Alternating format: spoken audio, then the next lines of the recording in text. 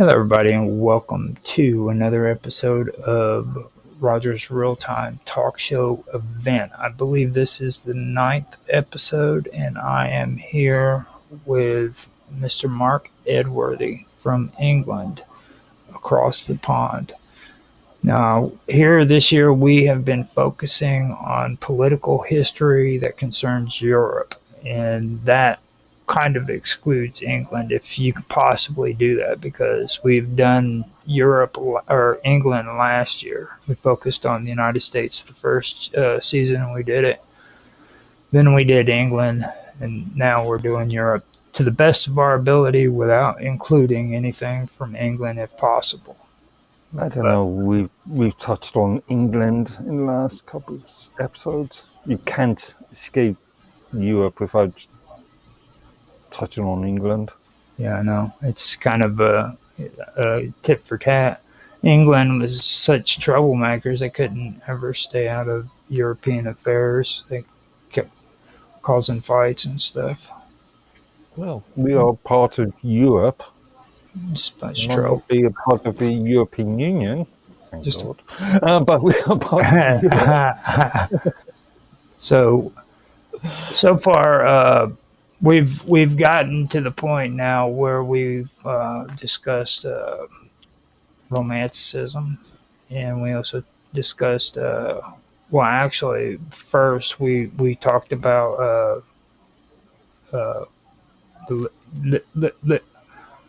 liberalism, classic liberalism, and radicalism. Then from radicalism and liberalism, we started talking about Romanticism and realism.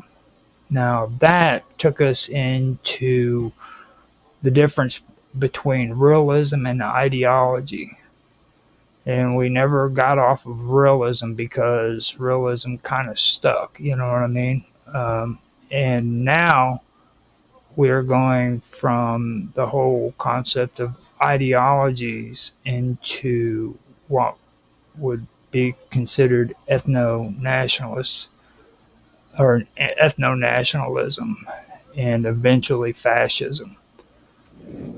Now, with realism, by the time it got to the 19th and the 20th century, that's where I see realism actually taking a part as more of a conservative approach to things with pragmatism. You know what I mean?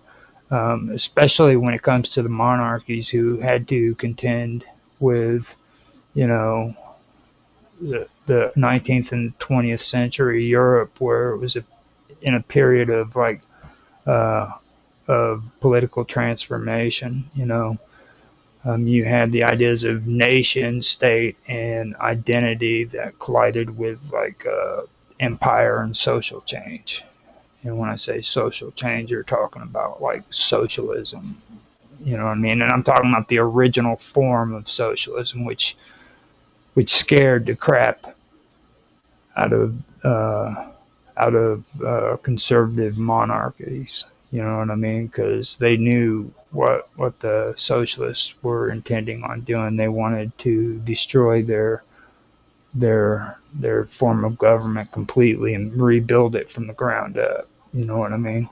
Partially due to what happened in France during the late 18th century, and arguably what happened in Britain and England during the 17th century. Mm-hmm. Well, a lot of the things that led up to World War I really makes sense to me now because we started discussing revanchism. And when you hear about like the Napoleonic Wars, you know, it never dawned on me that Napoleon occupying Berlin would cause revanchism among the German people. You know what I mean? And then in turn, after that, there was the Franco-Austria War, where Germany had taken parts of France, and that caused revanchism among the French for the Germans.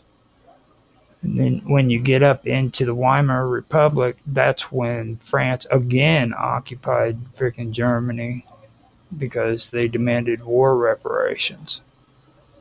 So I was cool with understanding the whole Weimar Republic, but before that, it never really sank in until this time. Oh yeah. I just want to correct you on your pronunciation. You keep on calling it the Weimar Republic. Weimar. Remember Weimar. what? Yeah, what the German would use the W, it would be a V. I'm American. I'm American. We say things the way they're supposed to be said, not the way the French say it. Okay. The Weimar Republic. I don't even like saying that out loud. That just is horrible, man. So Does that sound over the last couple of episodes? now, the thing that needs to really be understood when it comes to this period, though, is the whole thing about nationalism. Okay, now nationalism was a new thing, and it emerged in the earlier part of the century. It was a cultural as well as like a political force. You know what I mean? And it inspired. It was inspired by idealism and romanticism. That's specifically where it came from.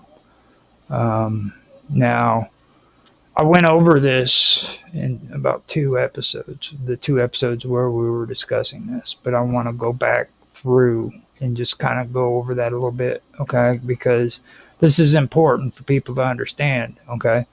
Romanticism infused national identity, okay? And it gave it a sense of like sacred duty and emotional depth,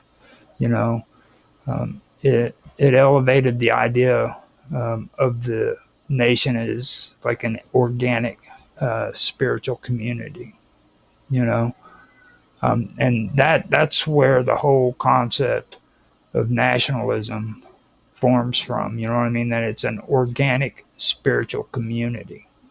Now, when you get into idealism, it's been real prominent in like philosophical and circles and politics, and it provided like intellectual justification for things. And this is where we get into like justifying the concept of self-determination. That's the first topic that I wanted to get into when it comes to what we need to talk about, because self-determination is something that I mentioned in the last episode with you, Mark.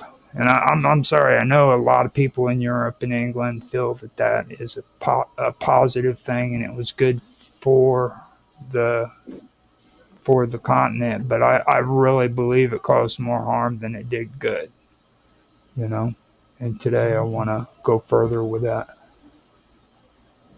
Okay. So I'm not sure if I would say it's caused more harm than good. Not to say that it wasn't, I don't know, to use the term problematic.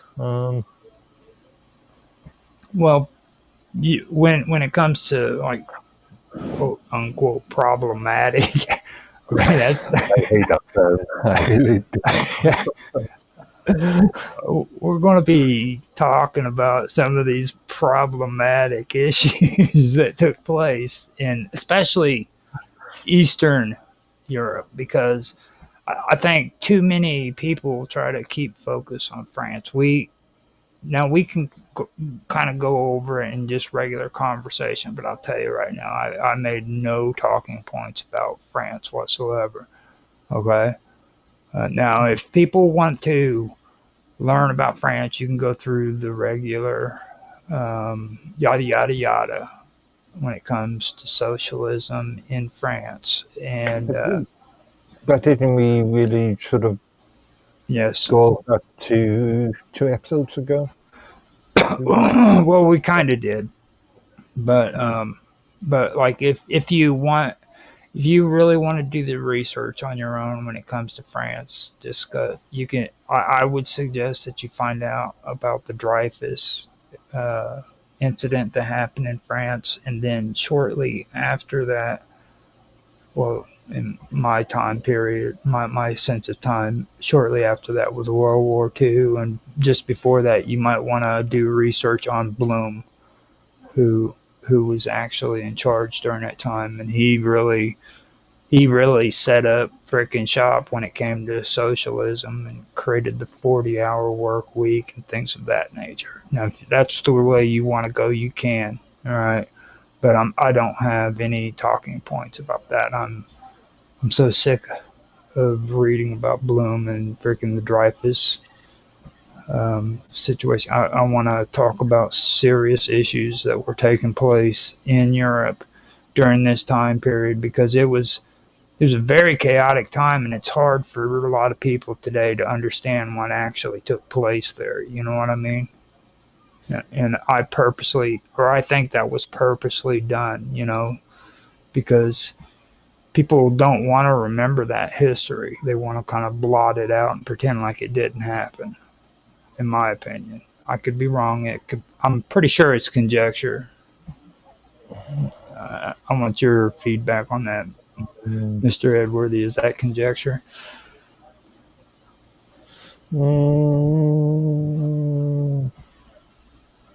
On a gut feeling, I would say yes, but again, these things get more complicated. Possibly. All right. Yeah, I can go with that. Now on self determination. Okay. Now when we're talking about the 19th and the early 20th centuries, it was probably one of the most influential as well as contentious political ideas in Europe. You know what I mean? And not only in Europe, but also in other areas of the world too. Um, Now, at its core, it referred to the principle that people or nations had a right to decide their own political status, whether that meant independence, autonomy, um, autonomy within a larger state, you know what I mean, or unification with others who shared their identity. Um, Now, these ideas, when you first hear it, you hear it and you think that they draw on Enlightenment notions of like sovereignty and the rights of people. Um, but you have to take into consideration that this was like sharpened by the rise of nationalism and the collapse of the old empires during that time period. You know what I mean? That created a vacuum. Um, in practice, self determination um, would it would closely tie to the concept of national identity. Okay, so nationalists they would argue that a people were bound together by a common language, culture, ethnicity, or historical memory, and that they should form like a political community that was free to govern itself. Um, and this was especially powerful when it comes to multi-ethnic empires, and that's where we get into Austria-Hungary. Hungary.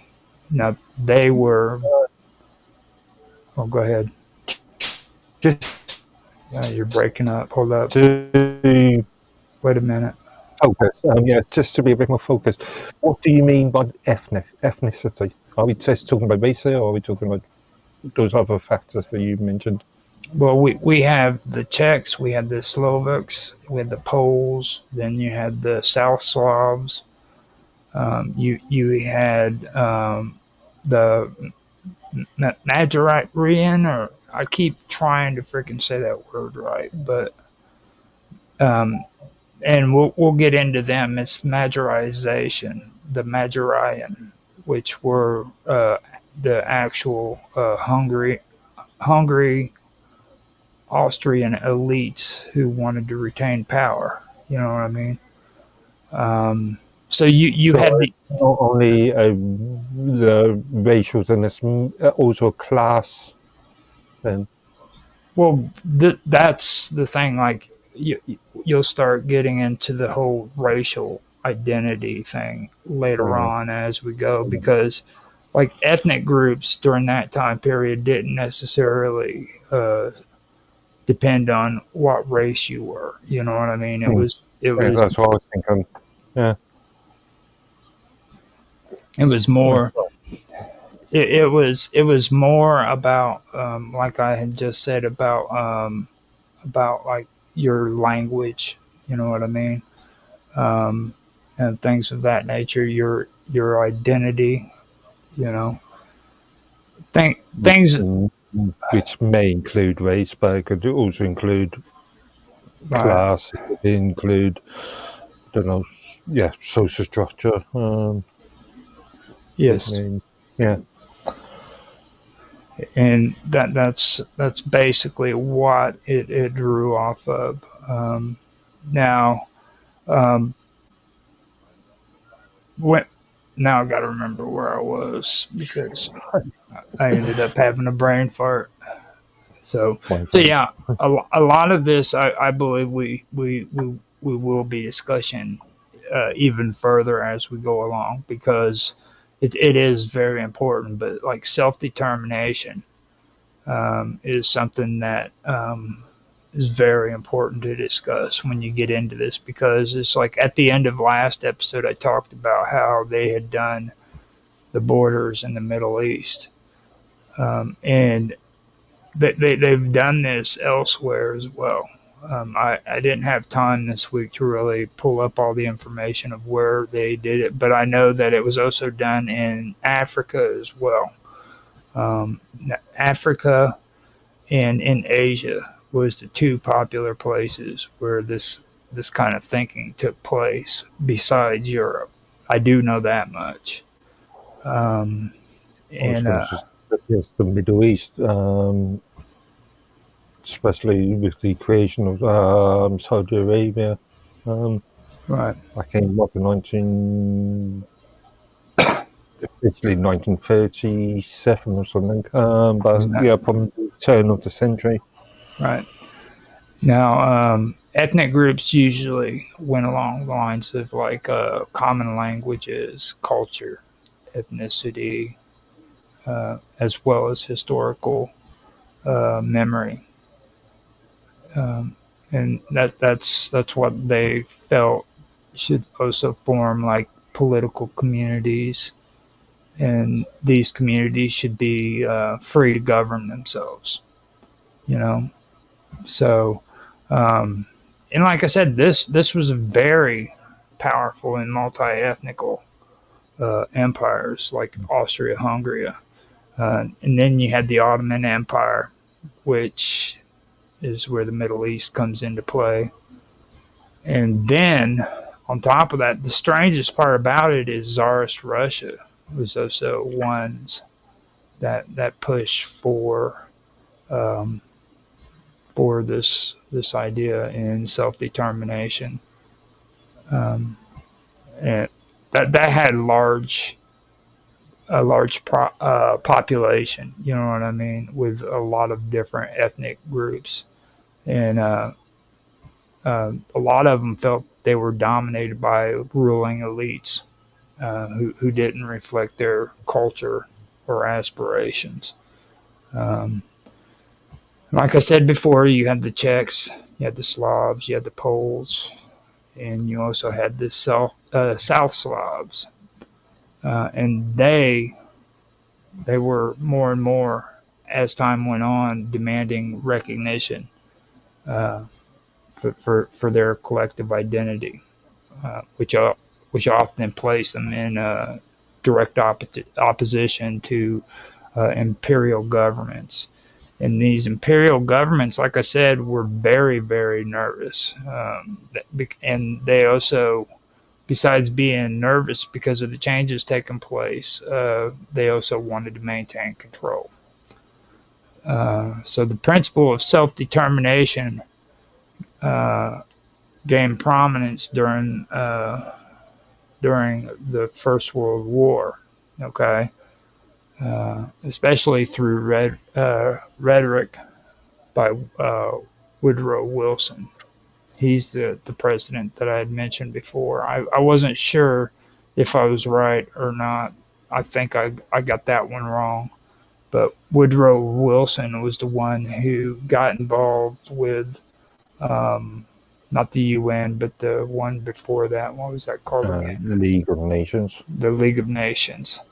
And he was also involved in like the Treaty of Versailles. I may have pronounced that wrong.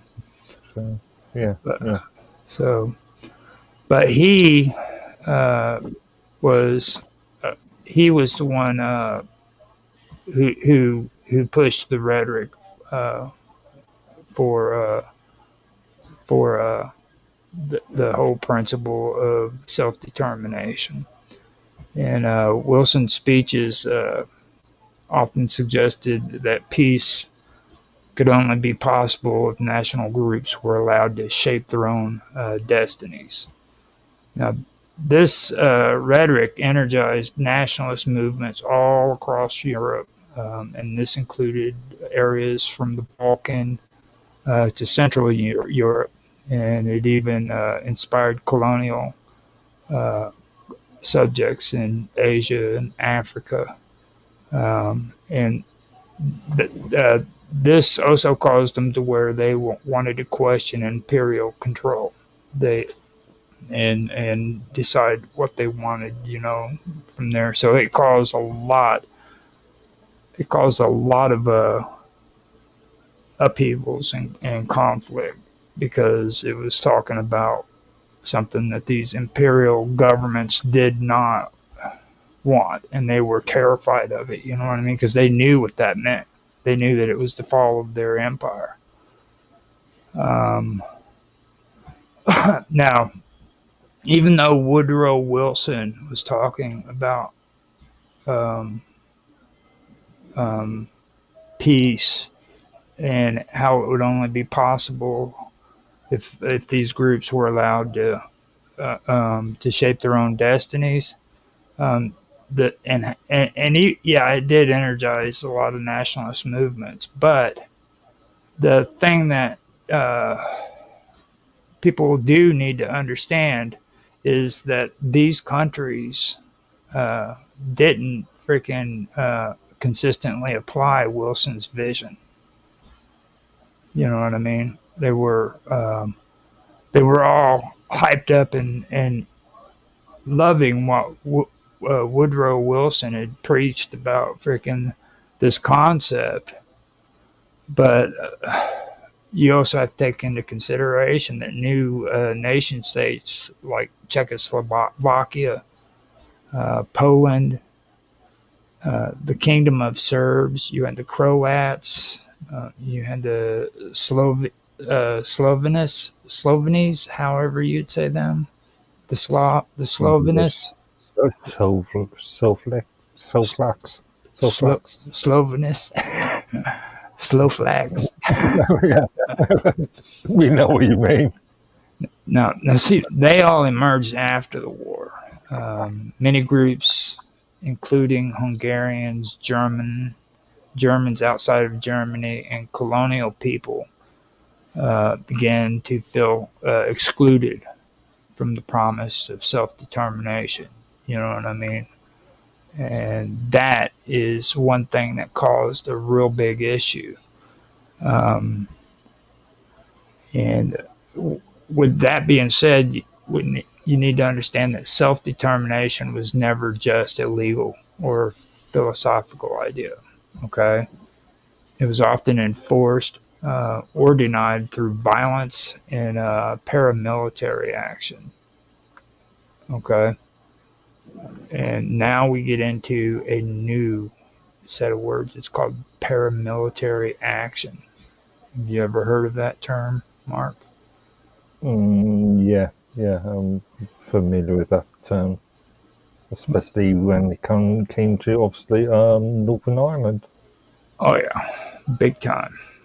Mm. Big time. Now, if anybody wants to understand what's being discussed here in a more modern sense, go and check out Northern Ireland and the history of paramilitary action when it comes to Northern Ireland. That's a perfect example, Mark. Mm. So now, the dissolution of the Austria-Hungarian Empire, for example, it saw local militias and national councils that attempted to seize territory and declare independence. After that, in the Balkans, self-determination was inseparable from armed uprisings and wars for liberation. So, in reality, it became both a slogan for oppressed people and a justification for territorial claims, sometimes leading to overlapping and contradictory demands. So, by the time of the Second World War, the principle of self-determination had been warped. Okay, and all of a sudden, here comes fascism, and that even warped it more. You had fascism and ethnonationalist ideologies, which just completely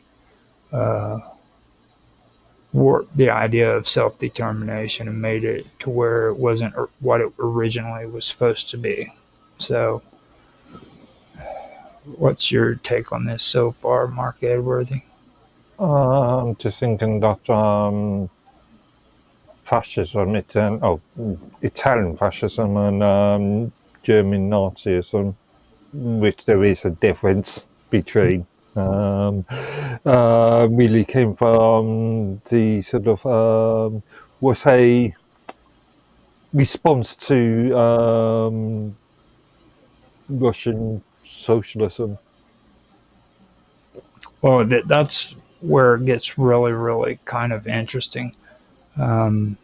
Russian socialism actually, um, it actually, Yeah, Marxism to be more specific.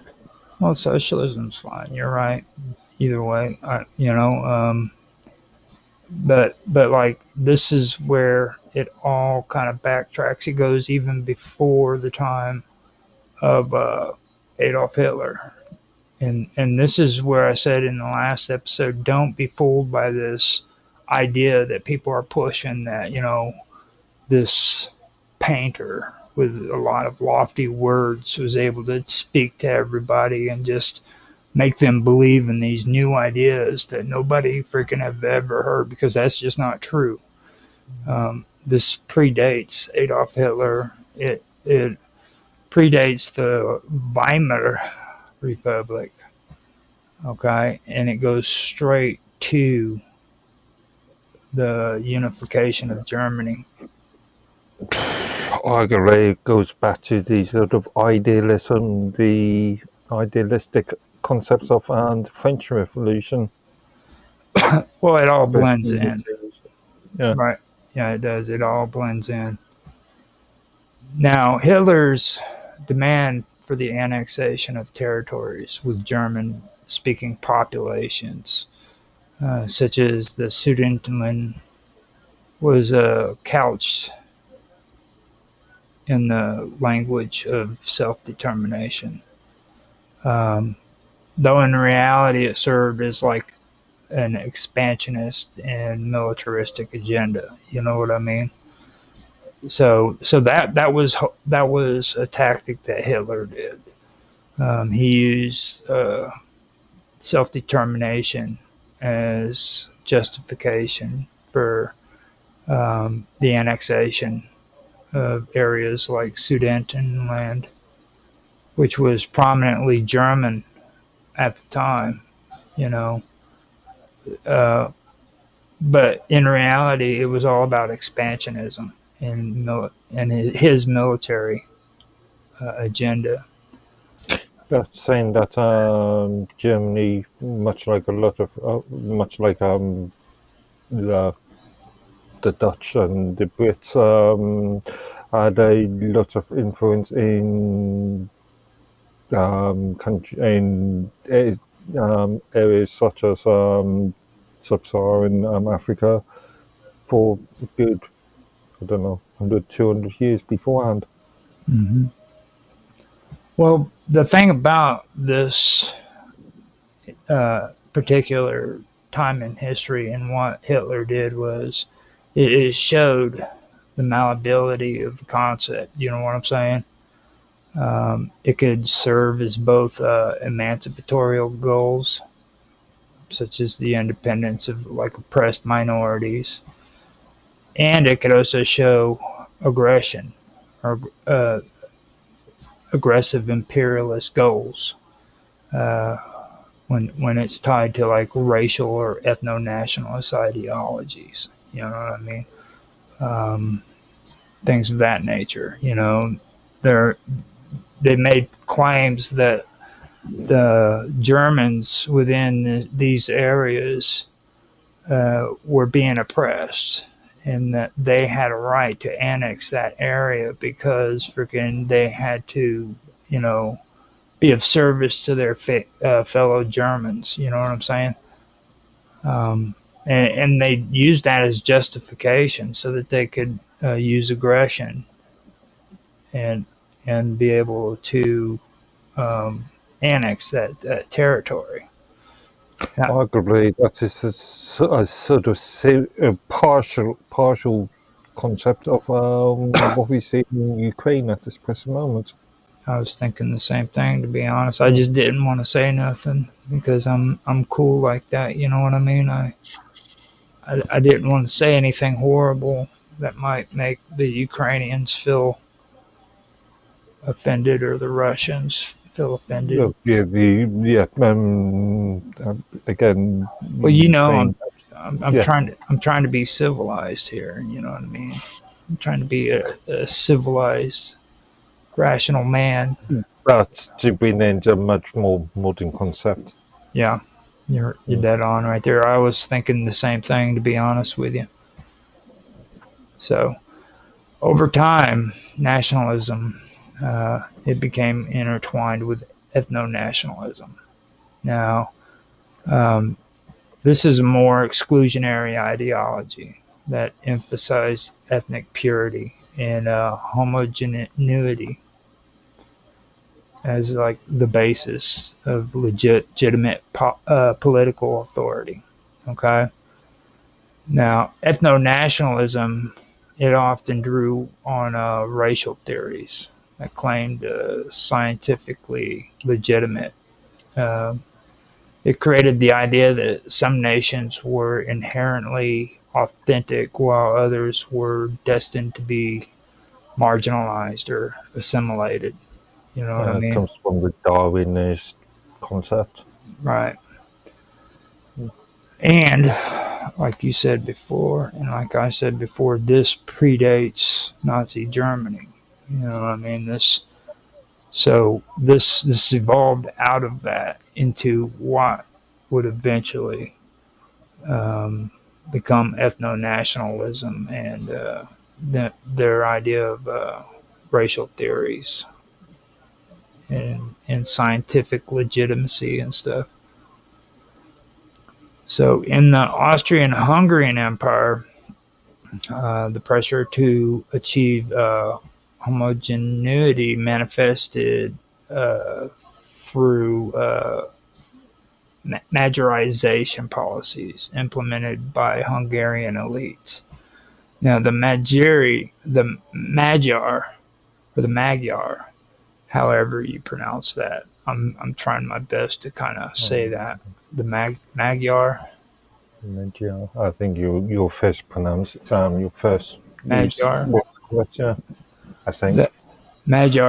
Magyarization policies. They were implemented by Hungarian elites.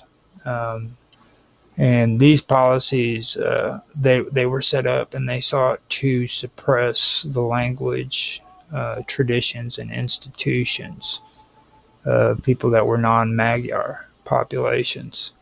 And that included the Slavic, the Romanians, the Croats, and the Serbs. Okay.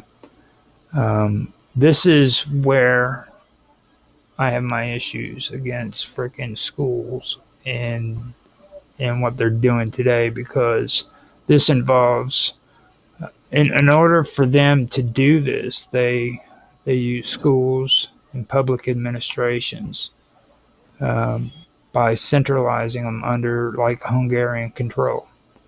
And this was with the explicit goal of creating a unified Hungarian identity. Okay. Now, the policy, it reflected a broader concern with defending the authentic nation against perceived threats, according to them, particularly in an empire composed of a lot of different ethnicities. Okay. Um, So you had a lot of different ethnicities, and they wanted to control the population by making the Magyar language uh, their national language, and every other language was illegal. It was banned. They can no longer use it within the context of government or schools or anything like that. You know what I mean? So that's why I personally have my issues about government and having control over the school systems and stuff like that. That's just me though. Um,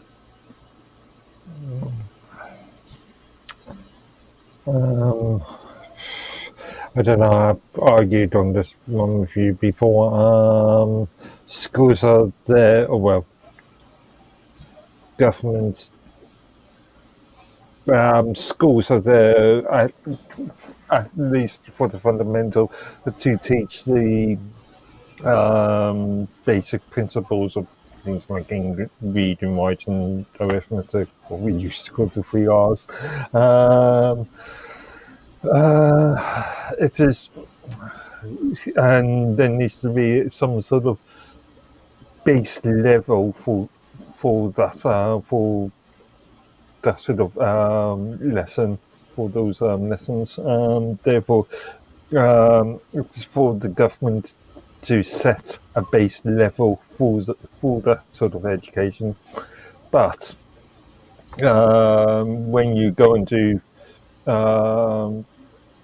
wider sort of society sort of education, for lack of a better word, then yeah, that is where it becomes a bit more And dangerous. yeah, really it does. And that's what I was getting ready to say, because it's like right here in the Austrian Hungary, Hungarian, whatever, Austro-Hungary time period, you know, the national rhetoric, it would often frame a lot of these ethnic populations as dangerous or subversive. Now, this is what they were doing. They were targeting them and saying that they were dangerous and subversive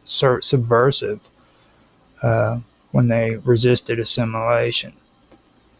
And the empire at the time sought to enforce conformity, and they were wanting to do that through both legal and social pressures. Okay, so if you didn't assimilate and you didn't conform to this national rhetoric and this national idea, then then you were considered dangerous and subversive. You know what I mean? Similar concerns about homogeneity or homogeneity, I guess you could say, appeared in other European states as well. And that contributed to tension between majority and minority populations. It also fueled the rise of nationalist agitation across the entire European continent. You know what I mean? Interestingly enough, I was watching a couple old black and white American-made war films, World War II. Well, slightly propaganda films, and a couple of days ago, and I was one of the films was called The Edge of Darkness, 1943. Errol Flynn, and this was all about the Germans' invasion of Norway, and where it's all based around a small village or small town, and there was a lot of concepts of the overall concept was about the Germans cheating, considering that the Norwegians to be a slave class. Caste. Yep. Yeah. Exactly. Now, I've got to figure out what the hell I'm doing here. You got to excuse me. I got lost in translation. I was checking on something that happened on one of the tabs, and I wanted to check to make sure everything was okay before I moved on further. But yeah, that's exactly what I see it meaning as well. Like you pointed that out, and then like last night you brought up a good topic or an interesting thing too when it came to what we're discussing here, and like yeah, you know, when I say ethno-nationalism or ethno-nationalist ideologies, yes, it is talking about nationalists on a national level, but you were talking about global influence. Now this is where it all plays in. It did affect things globally. You know what I mean? It affected it globally as well as continental. When it came to ethno-nationalism, it became such an epidemic that it just affected everybody. You know what I mean? And it wasn't just the Germans that were doing it. Like right now, what we were talking about, we're talking about the Austro-Hungarian Empire. You know what I mean? And the things that they did. And then you were just now talking about the Vikings. The tough and rumbling Viking dudes. You know, they were considered less than, you know. And this was the kind of stuff that was going on during that time period. So remember, they weren't Vikings at that time. Well, man, I will always 1,000 years beforehand. I will always call them Vikings, for they are the Vikings. Okay.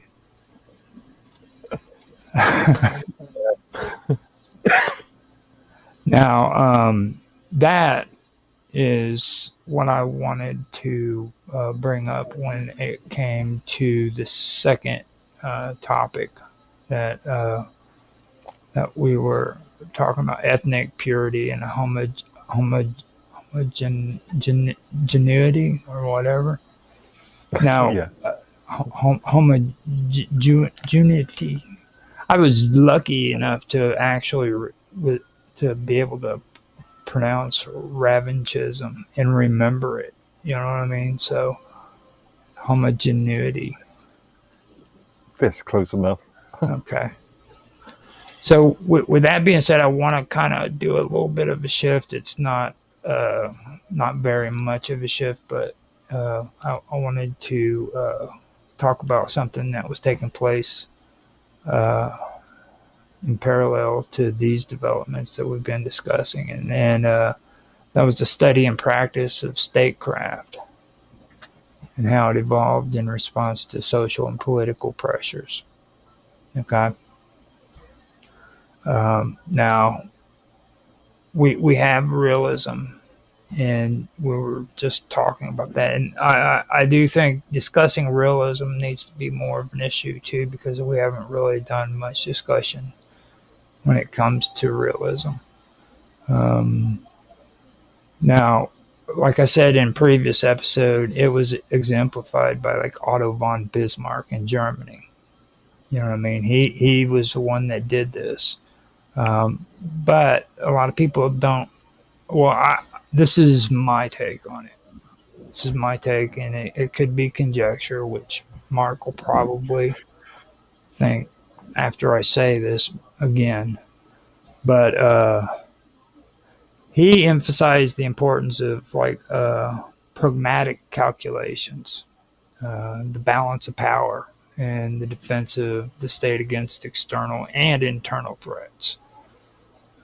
So Bismarck's conservatism, it was also tempered by like the awareness of social realities, which led him to implement limited social reforms. And this included like health insurance and pensions and things of that nature. And this wasn't out of idealism.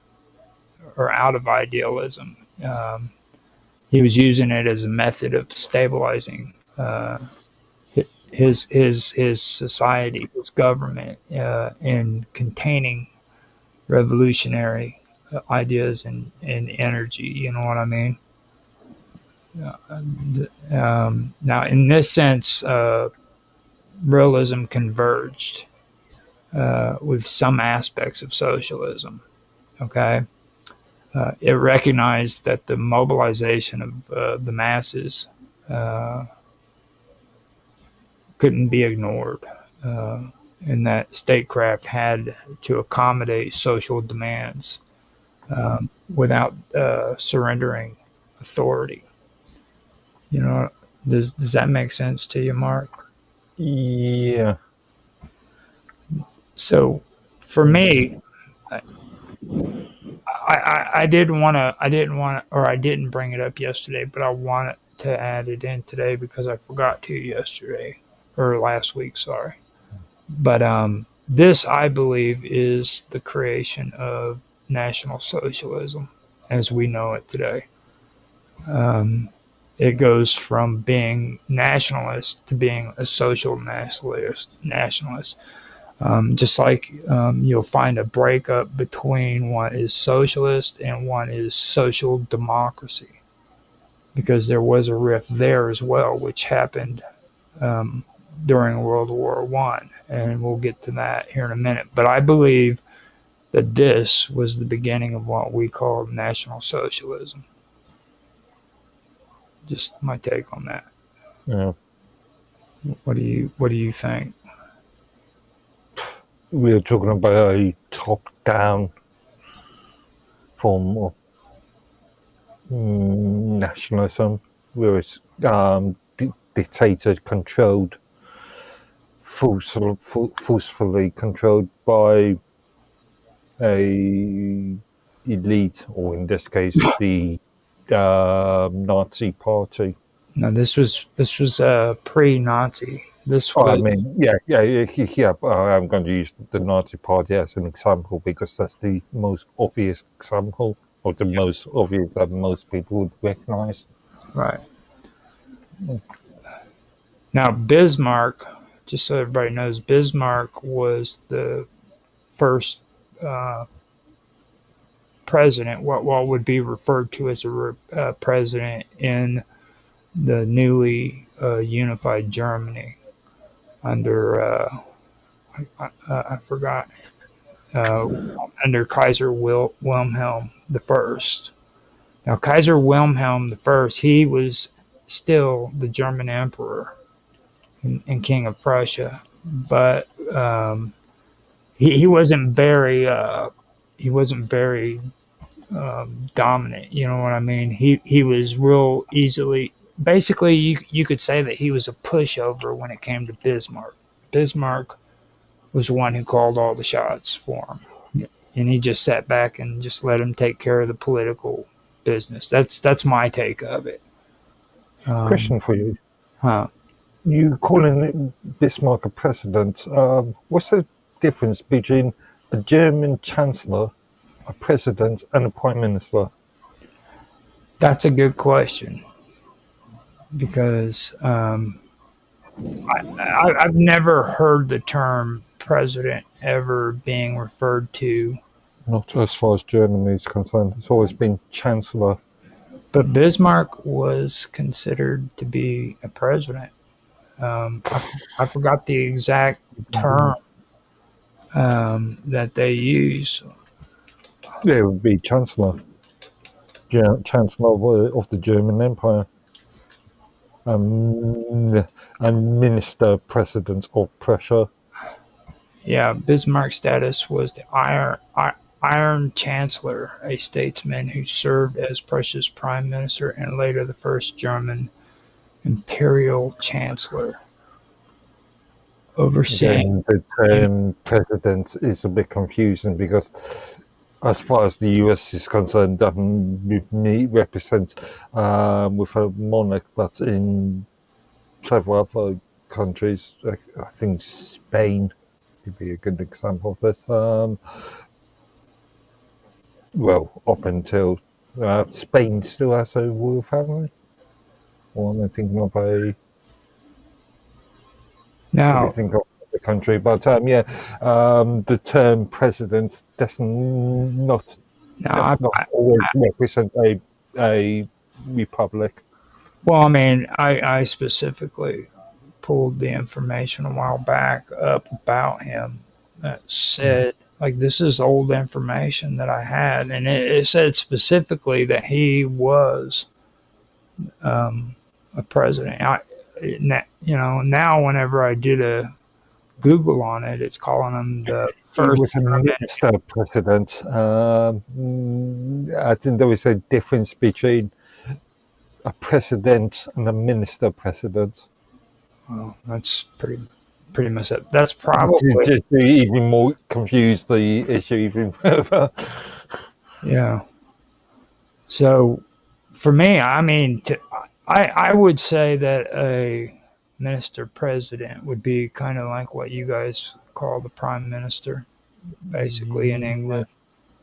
And he, you know what I mean? And yeah, I don't know. It's really weird. Have you ever found any Germans after this who had minister president as a? No, because by after up until 1945, Germany was a unified country. Yeah. Therefore, in a sort of a president of Prussia.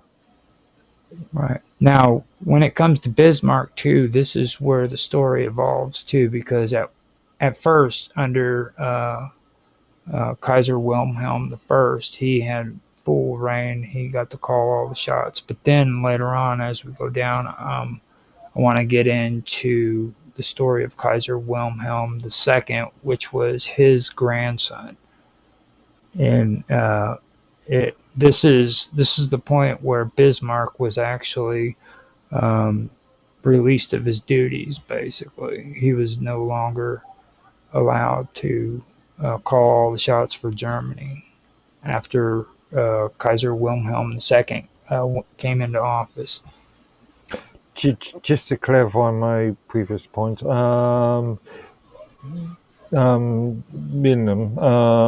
was actually minister president of Prussia, then became the chancellor of the German Empire, then became was also a Prussian ambassador, and later it was actually he was granted the title Fürst. So prince. Fierce.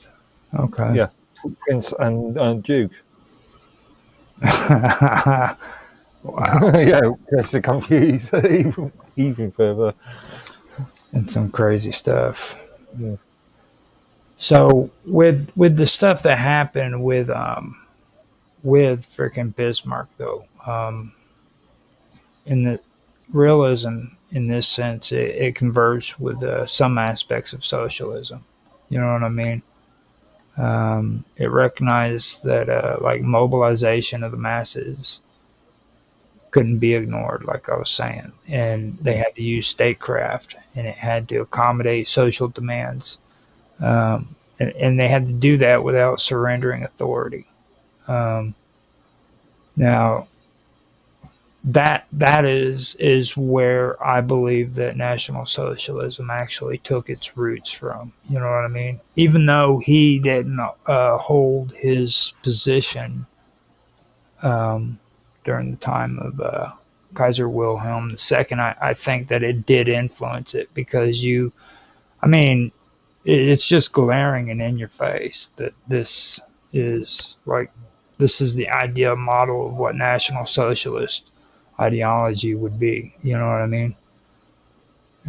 At least in my opinion, it seems that way. And intellectuals during that time period really did find a lot of knowledge in German philosophy and politics and things of that nature. People from all around would travel to Germany just for an education. You know, so they were actually influencing people on a world stage. You know, so I could believe this is probably where all of that started, in my opinion.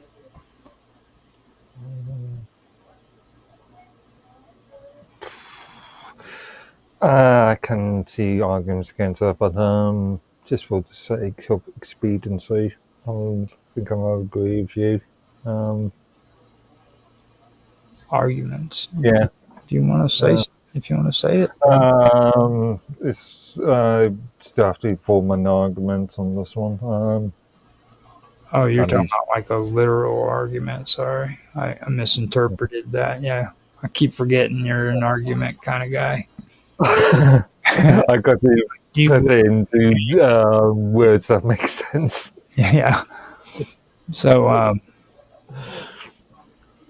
the next thing I want to talk about is like the tension. This tension between idealism, romanticism, and realism. It played out in the Balkans as well.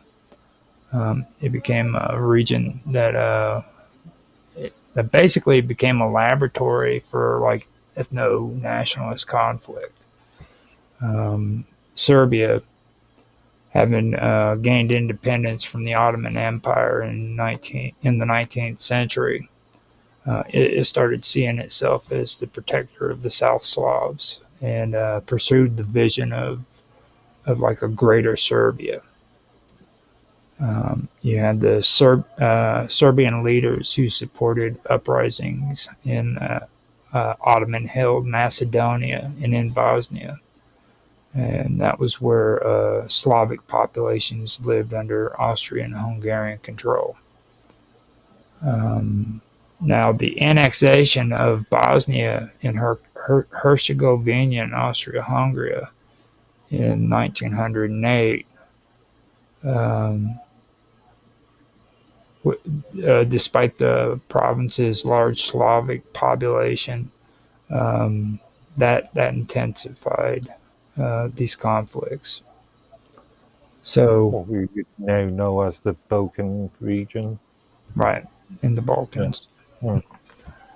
And if you remember, we had that conversation too about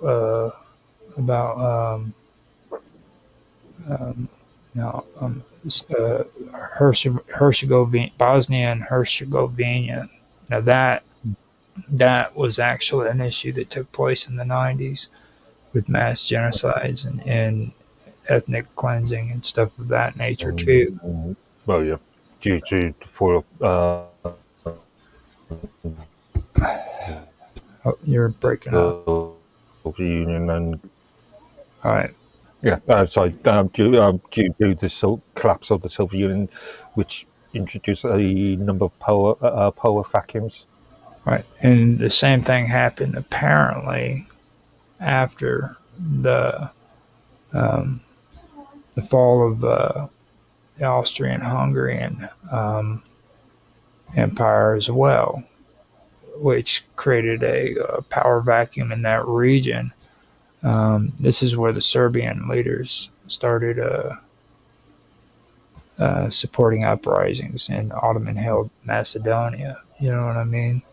And then they also believed that they were the protectors of the Slavs, and Arguably, after any large empire collapses, you have these sort of ethnic style power vacuums. You could argue fifth century Europe. well, I mean, I'll tell you right now, when it comes to that region, it everything that I've read about this region has been completely chaotic, and this goes all the way back to the beginning. Like I've actually gone back to like 500 AD, and like the history that's written about this whole region is just completely insane. Most of the historical facts aren't really historical facts. You know what I mean? They're just oral traditions that were handed down from generation to generation, folklores, things of that nature. But like written historical events are very hard to come by when it comes to this area, and that's because of violence and conflict. Just constant violence and conflict. It's a really interesting region when it comes to historical events and everything. If you ever get a chance, kind of check this out and read up about just this region. You know, it was very, very intense. I just did another one of those tangent things, didn't I? I was actually going to go. I was thinking of a tangent myself. What's that game that was the computer game that was released not that long ago? The RPG, Kingdom Come. Yeah, 2 or whatever. Yeah. That's just really based in. That's what is based in 14th century, 15th century. That area. Yeah. Yeah. Sort of reflects that sort of conflict, that concept. Right. And just to let you know about that game too, it was during the era, not precisely the exact time period, but during the era when the creation of Santa Claus came into being. Yeah. And Santa Claus originated from that region. King Wenceslas, yeah. Yep. So a little bit of historical accuracy when it comes to cool video games. Hungarian king, if I'm correct in saying. Mm-hmm. Now I have let me see.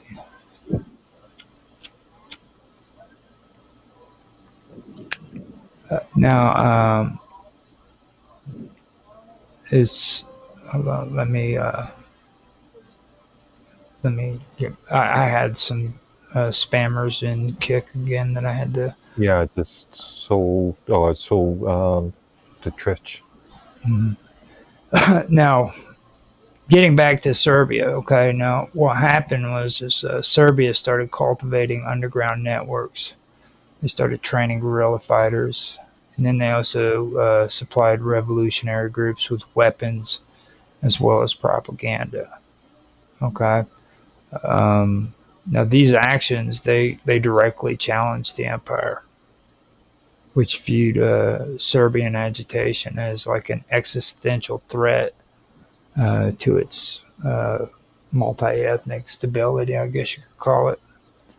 Now the situation, it reached a violent climax with the assassination of Archduke Franz Ferdinand in Sarajevo in 1914. And Franz Ferdinand, he was heir to the Austrian-Hungarian throne. And he had advocated reforms designed to federalize the empire and grant more autonomy to ethnic groups. But radicals were afraid that these policies would undermine nationalist ambitions, particularly Serbian aims in Bosnia. Okay. Now, with that whole thing taking place, you had members of Young Bosnia, which was a radical national movement, in collaboration with another radical movement called the Black Hand. Now, these were secret Serbian organizations who had planned the assassination. So on June 28th, this conspirators attacked the Archduke's motor car. The initial attempt was with a grenade. They were going to throw it at the vehicle, and it missed the vehicle, and it actually bounced back and hit another car and blew it up. And it was a failed attempt. But a later opportunity allowed a guy by the name of Gavrilo Princip to shoot and kill Franz Ferdinand and his wife Sophie. Now, this event triggered Austria-Hungary's ultimatum to Serbia and mobilization of alliances and the eventual outbreak of the First World War. Okay, so that's how World War II ended up starting. World War One. Or World War One. Yeah, thank you. Just saying that made my head spin. Now, the end of the world war basically destroyed the old empires, but it didn't resolve deeper tensions. First of all, the Habsburg treasury. Hold up a minute. I've got a weird old lady harassing me. I'll be right back. So.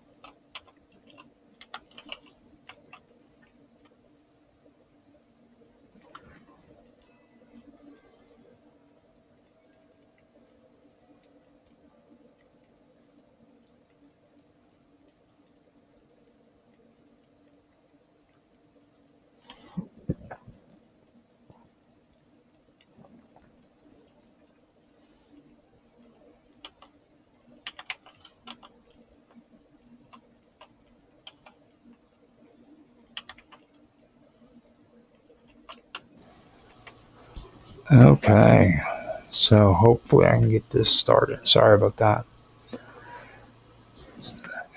Okay, so basically the end of the war destroyed the old empires, and it didn't resolve deeper tensions.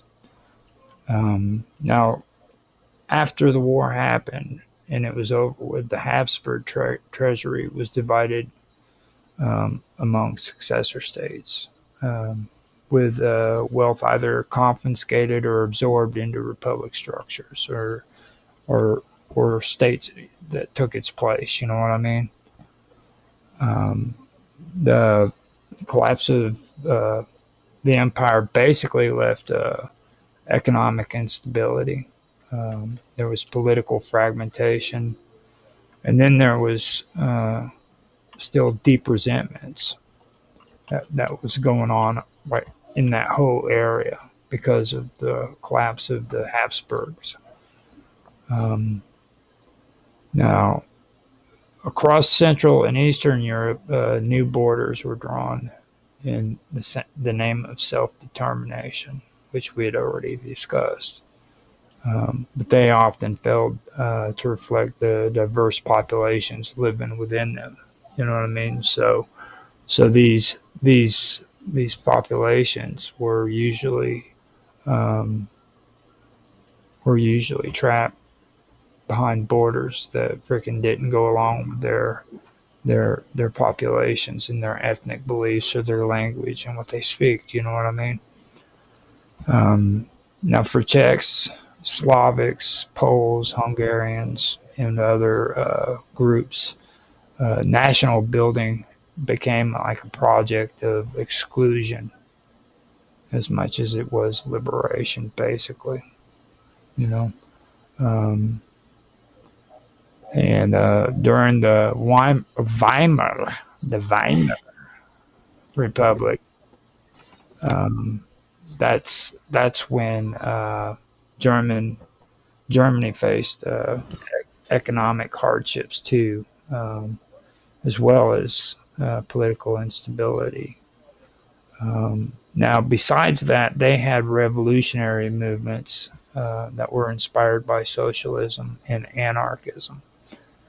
Now, last year we had discussed anarchism and their close ties to socialism, in the First International. And that's one thing I want to point out too. Like, I know a lot of people think that it's hip and cool to be anarchist, but really kind of understand exactly what that is. That's not really hip and cool and free and rebellious, is what everybody thinks it is. Their ideology might sound all cool and hip and everything, but what happens with anarchism when they put it into practice is a whole different story. Well, historically speaking.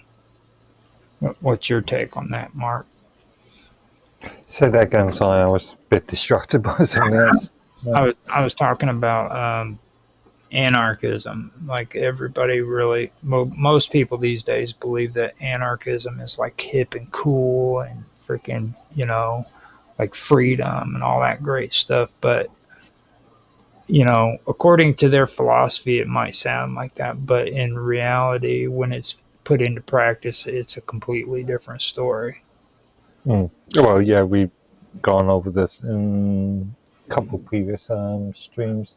Yeah, I believe. I think last year we went over it quite extensively. Yeah. We discussed the first and then the second international. And the first international is what had anarchy or anarchist as a part of it. And then the second international, they weren't invited to. They were done with them. And that's something else that I wanted to bring up since we've already discussed it too.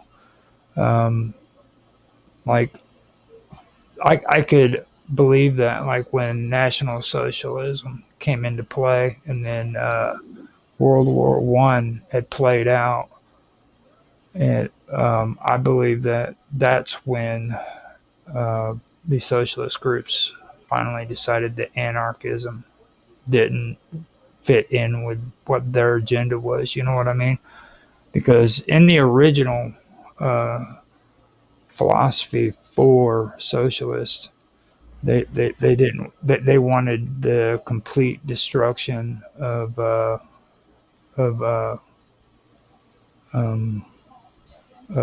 do they call it? It's, oh my goodness, I cannot believe it.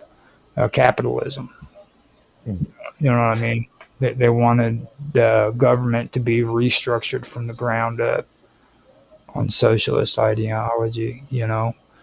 Whereas after World War I, that's when they started becoming National Socialists, and they started becoming social Democrats, and that that's where I wanted to point it out, because here in a minute, I believe I'm going to be going over the whole reason uh, behind that.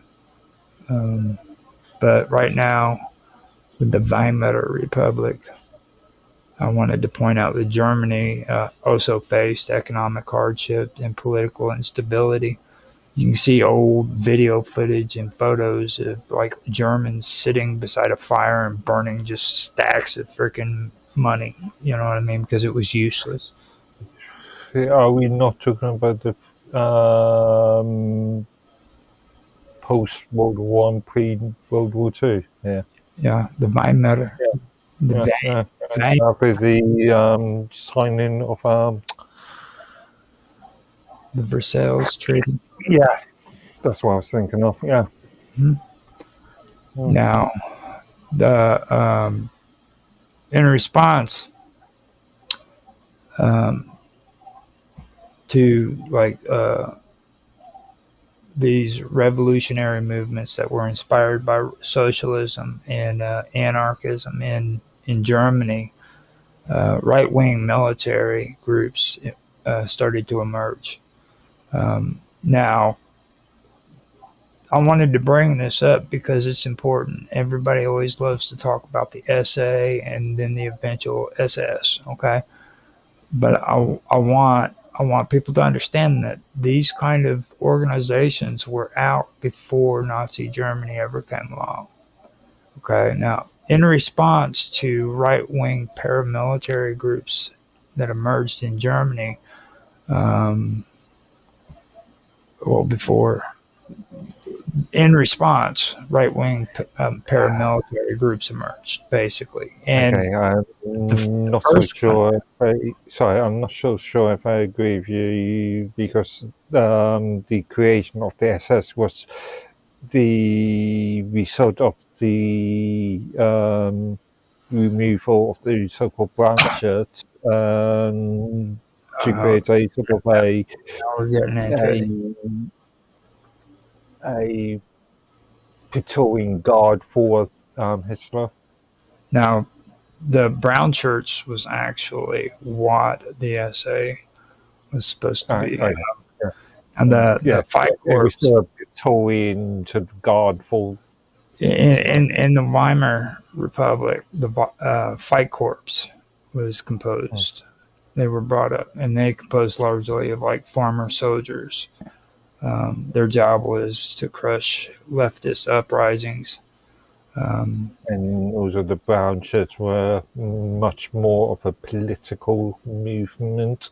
And, and the fight corps um, were their job was to crush leftist uprisings, and that included like the Spartacist revolt in Berlin and the Workers' Republic in Bavaria. Okay, now these groups operated with tacit approval from the government. It was motivated by nationalist fervor and anti-communist ideology. Um, Now, Actually, he originally, before Hitler's imprisonment, it wasn't a government. The Reichstag had nothing to do with. Wanted to separate themselves, so just thought Hitler and the brown shirts were just a sort of movement in themselves. well, you have to understand too that there was a lot of divisions. I went in there and I looked at um, the political parties that were involved with the Weimar republics. I guess you call it their Congress. And like we were talking the other day about you having like 5 political parties in your country, and I had 2. I went in there, man, and they had like 50 to 100 freaking different factions that were all supposed to be there freaking making laws and stuff. And it was just so complicated, you know? So for me, I can understand how there was a lot of division even within that republic, You know what I mean? There was no way that republic could have actually survived. And, just from the way I've seen it was really, really confusing when I looked at that stuff. I mean, so I wouldn't say that there was like one foundational government that was running the entire republic. You know what I mean? But I can say they did have something that was constructed. If it didn't, they wouldn't have called it the Weimar Republic. You know what I mean? The Weimar Republic of Germany. So I mean, I'm just saying they had to have had something in place. And you got to remember too, like there were people sitting out on the streets burning freaking money. So this wasn't a happy, constructive period in German history. You know what I mean? But also, we're talking about the late 20s, early 30s, and obviously most of US had financial problems. The collapse of 1929. Well, other than that, these were basically thug organizations that were set up by the government during the Weimar Republic. Okay, that was one of them. But my point is that Germany wasn't the only country that was suffering from economic. No, it was. Yeah, I was talking issues. about that after the Austria-Hungarian collapse. That caused a lot of problems in the Balkans as well as in the areas that were ruled by Austria-Hungary. That's where Bosnia and all of that comes into play that we were just talking about too. You know, actually that goes back even before World War I, and then after the collapse of the Austria-Hungarian Empire, that's when all of these countries just swooped in like vultures, wanting to take their part of the pie. You know what I mean? They wanted to occupy more lands. They wanted to. It wasn't just the collapse of the Hungarian, Austrian. It was also the collapse of the Ottoman as well. Yeah. Well, Eastern Europe. And also take into consideration the forming of the Soviet Union as well during that time period with the collapse of the Russian government as well. Yeah. So it was going on all over the place, you know. Now, other organizations that were involved in Germany, one of them was the Wunderwehr.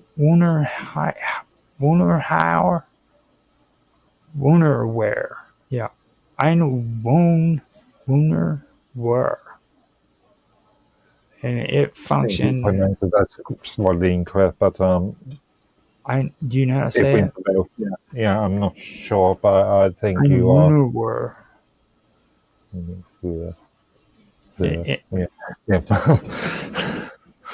Ein Wunderwehr. Sounds more. Now it functioned as a local, as local militias actually, which protected conservative interests, and then you had the clandestine group called the Black Reichswehr.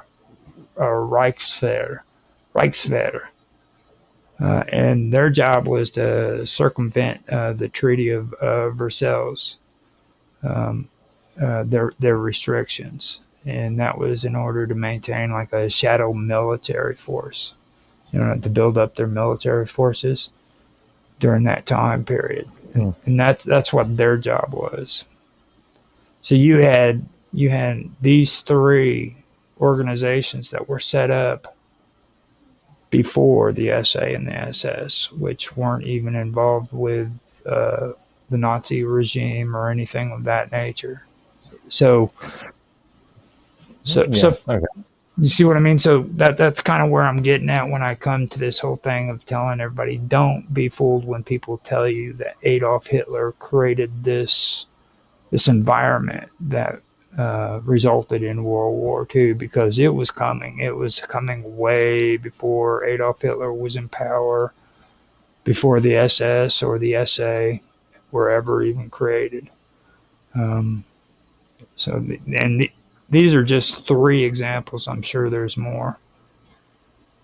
You know. Now, after that, we can get on to the stuff I know that you're just waiting to talk about. But now these groups, okay. The thing that I do want to point out is the experience and methods of these paramilitaries, which that's what they were. They were paramilitaries. They directly influenced the formation of what would be called the Sturmabteilung or Sturmabteilung. That's the other word for the brown shirts. Okay. Now the brown shirts was the Nazi Party's paramilitary wing. Okay.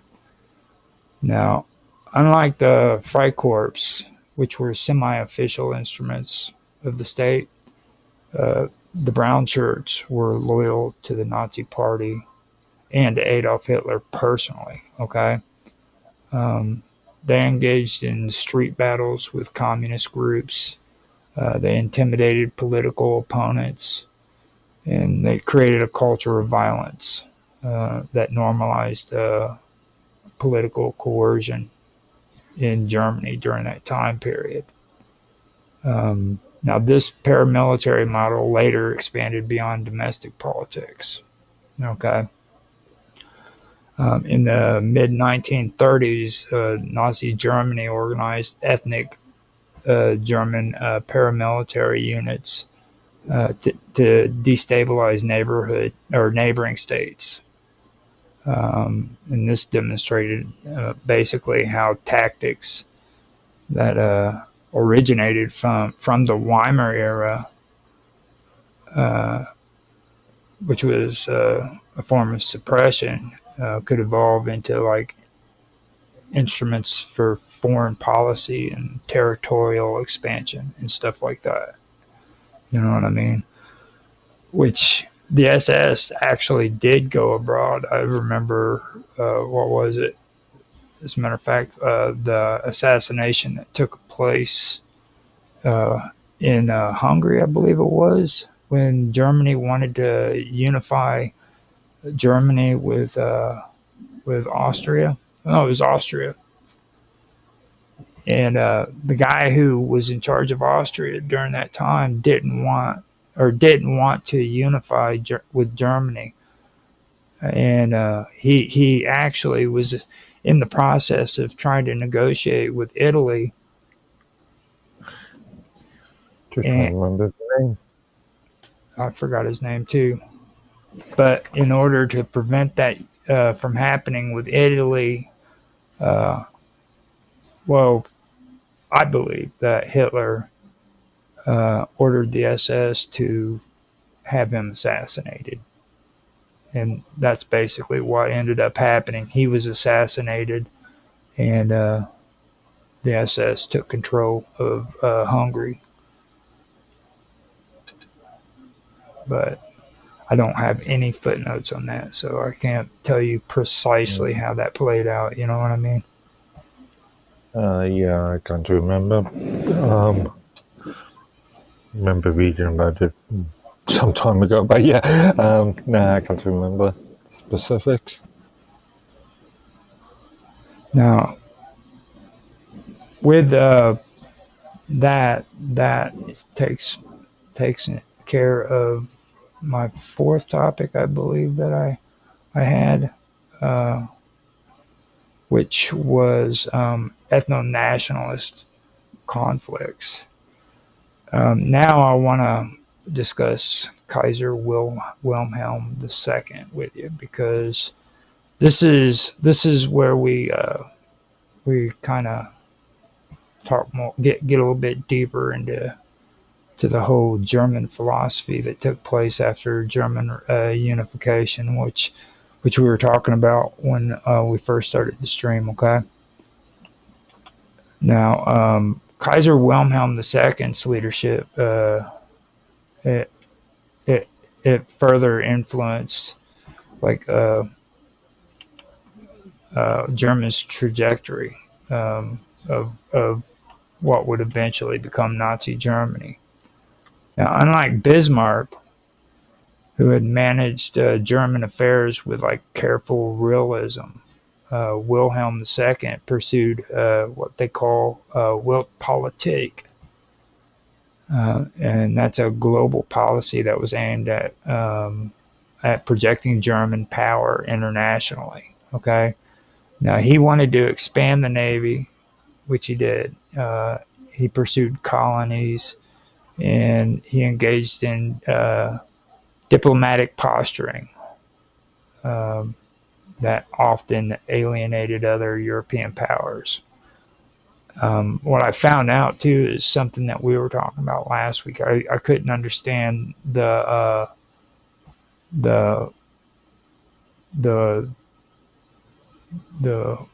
rivalry between England and Germany, and once I started checking this out, this is where it started making a lot of sense. You know what I mean? Because of the way Wilhelm II had made a shift in his policies, and they became more of an expansionist government than what they were previously with Wilhelm I. Now, like I said, he expanded the navy, he pursued colonies, and he engaged in diplomatic posturing, and that in turn often alienated other European powers. Now, Weltpolitik combined romantic notions of German destiny with ethno-national rhetoric, and it emphasized racial and national superiority. And it also had realist strategies, which were intended to secure strategic advantage. You know what I mean? The policy that he was pushing, though, it often backfired, and it created like a diplomatic encirclement, and contributed to like tensions that would erupt into what eventually would become the First World War. These other countries that were surrounding them began to encircle them with these blocks, like we were talking about block politics. That's what they were using against him, because they despised it, or they trusted him, and they could tell that he was becoming an expansionist, and that his politics were becoming that of an expansionist government. So that's when things of that nature started happening. And this all happened with the Weltpolitik politics that Wilhelm II pursued. You know what I mean? This was before Adolf Hitler, and this was before the Nazi regime. This was the beginning. This is where it all really started. What's your take on that, Mark? I was just looking at when he was in power, 1918. So yeah, 1888 to 1918. So yeah, it was well before the Nazis Yeah. Yeah. So after pointing that out, I wanted to go into another area, which is kind of crucial that I wanted to cover before we did it. Now that was all about Kaiser Wilhelm II. Or to give Now, his full name, Frederick Wilhelm Victor Albert. oh my God, I seen that dude, and I was like, no, I'm just gonna say Yeah. Kaiser. Yeah. I was. Yeah, like I'm glad you said it because I'm not repeating Is it Wilhelm or would it be Wilhelm? it. you, Wilhelm, I think. Yeah. these German words are a trip, man. That's all I got to Yeah. say. Now, after that, I wanted to kind of go over the collapse of the Austrian-Hungary, uh, the collapse of Austria-Hungary a little bit more. Um, not go too much into it, but kind of go into it some. Now, after the war, the collapse of Austria-Hungary created new opportunities and challenges for national movements. This is where we start talking about who we mentioned last week, Thomas Masaryk and Edvard Bernays. Okay, now, these were central figures in the creation and defense of Czechoslovakia. Okay, um, now Masaryk, he was a philosopher and a politician, and he for a long time he advocated for Czech and Slavic self-determination, and he spent the war years basically in exile, where he began to build international support for independence. Benet, which was Masaryk's close collaborator, he directed diplomacy, and he also organized the Czechoslovakian National Council in Paris, functioning as a government in exile, basically. So together they positioned Czechoslovakia as an ally of the victorious powers, uh, which ensured recognition and support. Now, once Czechoslovakia was established, Masaryk and Benet understood that in order for it to survive, it depended on strategic alliances. Okay, and this is where the little Entente comes into play. Okay, the little Entente composed of Czechoslovakia, Romania, and Yugoslavia, and it was designed to counter Hungarian revisionism and limit German influence. Because this goes back to what I said in the previous episodes too. With everybody hears the unification of Germany and Hungary and Austria, and they think that they were at one time like freaking connected at the hip, and they were one nation, and that's not the case. When they talk about unify, they're talking about unifying, not reunifying, which I accidentally just did myself. You know what I mean? But they wanted to unify those two territories, and the truth of the matter is Austria-Hungary and that whole region mistrusts Germany. Okay, this is where I was telling you about where they thought of them as greedy German bankers, because that's what they were. Their whole function in that region was to set up elite communities of rich German bankers that would come in and they would buy up property and commodities and take it back to Germany. And a lot of people in that region distrusted them and felt that that was crippling their economy and their government. You know what I mean? They really did believe that. So they had a real strong mistrust for Germany in that area. So when these two people came into power, they created these blocks, okay, where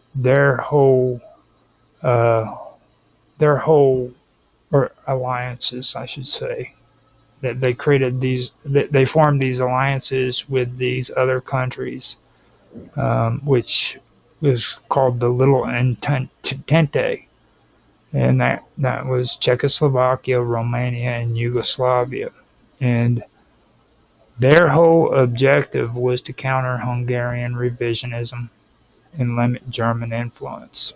Now, Masaryk's realist instincts made him real cautious about over reliance on any single power. Okay. Now, Benet, he actively pursued diplomatic engagement, especially with France, um, but with other nations too, but mostly with France. Okay. So Masaryk eventually was exiled to France after political pressures in his own country.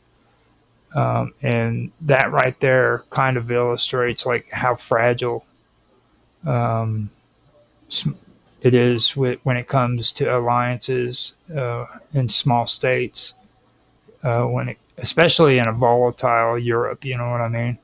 Um, even when they're supposed to supposedly have international support. Um, So what basically happened is they were supposed to have support from France and all these major powers, and they were supposed to have Czechoslovakia was supposed to have support from Romania and Yugoslavia and all of these countries. But when it all came down to the annexation of Czechoslovakia by Germany, every single one of them who were supposed to be allies with them and set up these blocks against Germany just vanished. They didn't support them. So what happened was is Masaryk ended up being exiled to France, and that's where he ended up taking part in his movement about remembering Czechoslovakia. You know what I mean? So um, that's kind of where things played out with him when it came to Germany after, or no, it was actually during the interim. It was during the interim when Germany actually annexed Czechoslovakia. I'm thinking World War II already. Mm. I'm getting a little brown, or I'm getting a little brown coat, I guess. Starting to think about those horrible freaking Nazi stormtroopers. So now the reason why I brought them up is this is the reason why I was talking to you before about these blocks. Okay, this is the kind of ideology that they're pushing when they come to bloc politics in Europe. Okay, I don't know if I explained that more in detail this time than the last time we talked about it, but what's your thoughts about that? Do you did that first of all even make sense to you? That made sense. Actually, it made more sense because I was just looking at the and a map of the annexation of Czechoslovakia in March 1939. I'll give you the reference. Every single one of those supposed allies stumbled. I mean, they just abandoned them, and then like things that people say today, like when it comes to the Soviet Union and their invasion of Czechoslovakia.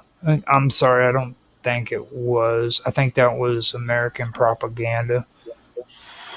I personally feel that Czechoslovakia felt like they were betrayed by their supposed allies. You know what I mean? And they just moved in and they allowed the troops to freaking come in open handedly and take over their country. You know, that's my take on it. Well, it was a fairly easy sort of stepping stone for the Nazis, for Germany. Well, I mean, I was talking about like the socialists Oh, when okay. when the socialists actually Well, yeah, invaded. arguably that was a fairly easy sort of stepping stone for Stalin. Yeah. Well, I mean, Uh, I yeah. don't think there was any kind of there was any kind of well, what would you call it? Any resistance to it? I think that Well, it goes back to the pact that the Russia made with Britain and the US at the end of World War II. well, if you remember though, that was actually well, I don't think you'd remember. We were both. I don't even know if we were born You're at the far too time. young. Yeah. But when the Soviet Union moved into Czechoslovakia, they made a big deal out of it. It scared the crap out of the United States. People were Hmm. watching on televisions like, "Oh no, the Soviets are invading Europe." You know, it was a big deal to them. So I do know that much. I wasn't there, but I do know that much. So now, with all of that being pointed out, I wanted to finally finish it off with Masark and Benet, so that I could kind of get that out. That was something that really amazed me when it came to bloc politics. You know what I mean? Um, and that's traditionally what they do. It failed in the 19th century. And then they turn around and they continued it into the 20th century. And they did that just out of self preservation. You know what I mean? Because they thought that if they did bloc politics against Germany, it would somehow save Czechoslovakia from falling to the Nazi uh, regime. But Hmm. you know what I mean? It didn't. It failed utterly. So that was why I, Failed, and it wasn't until what 90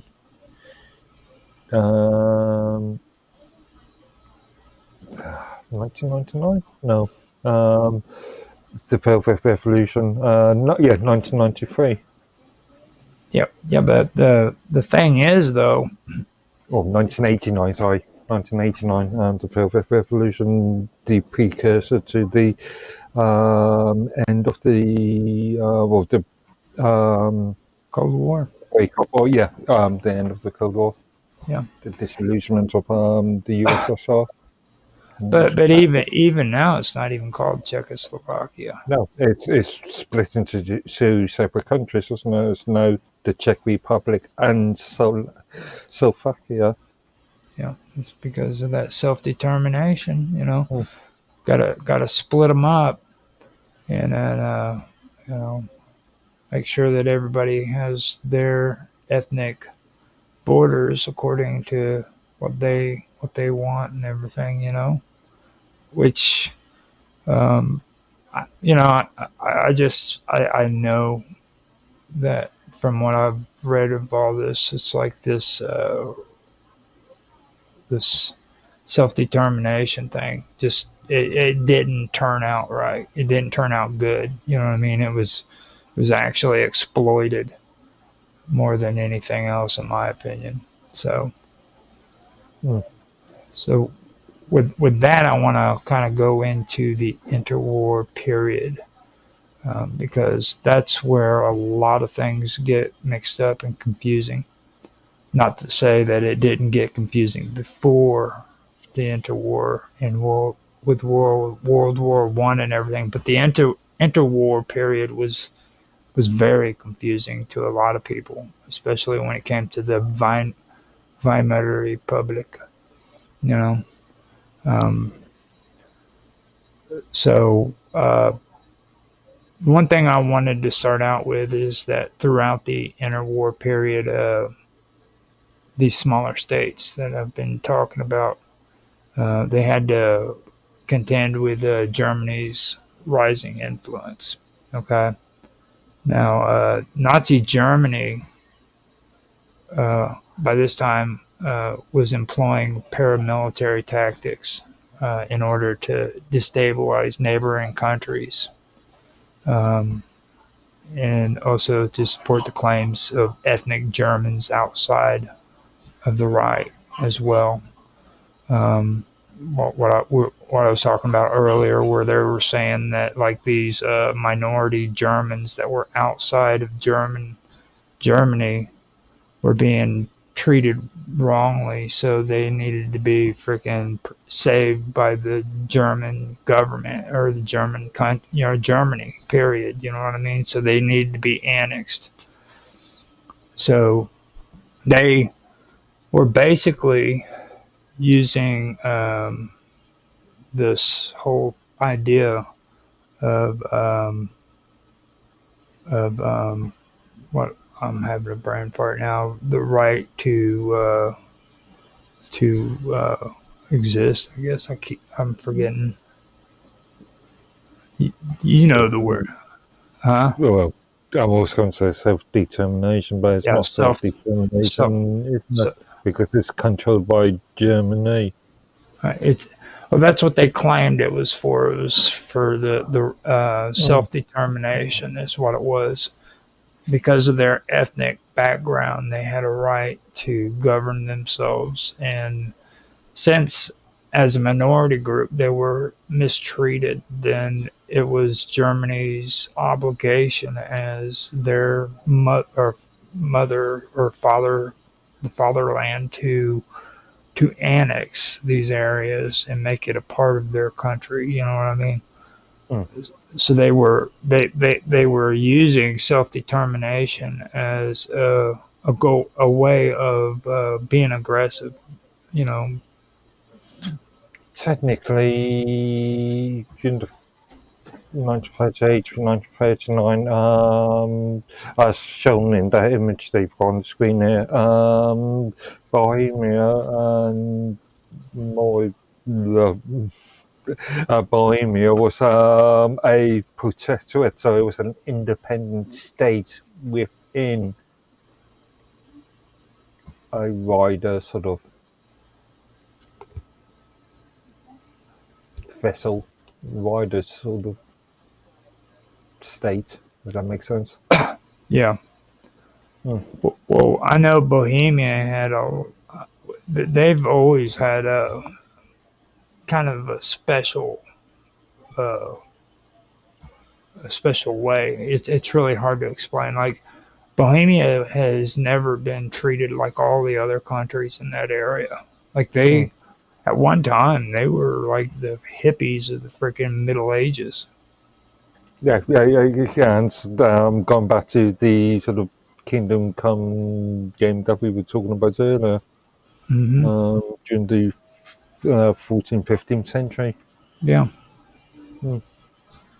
Now, while the Freikorps and other right-wing militias had been primarily domestic tools during the Weimar Republic, the Nazi paramilitary model adopted these methods for like cross-border operations, and that can be seen in, for example, in Sudetenland in the late 1930s.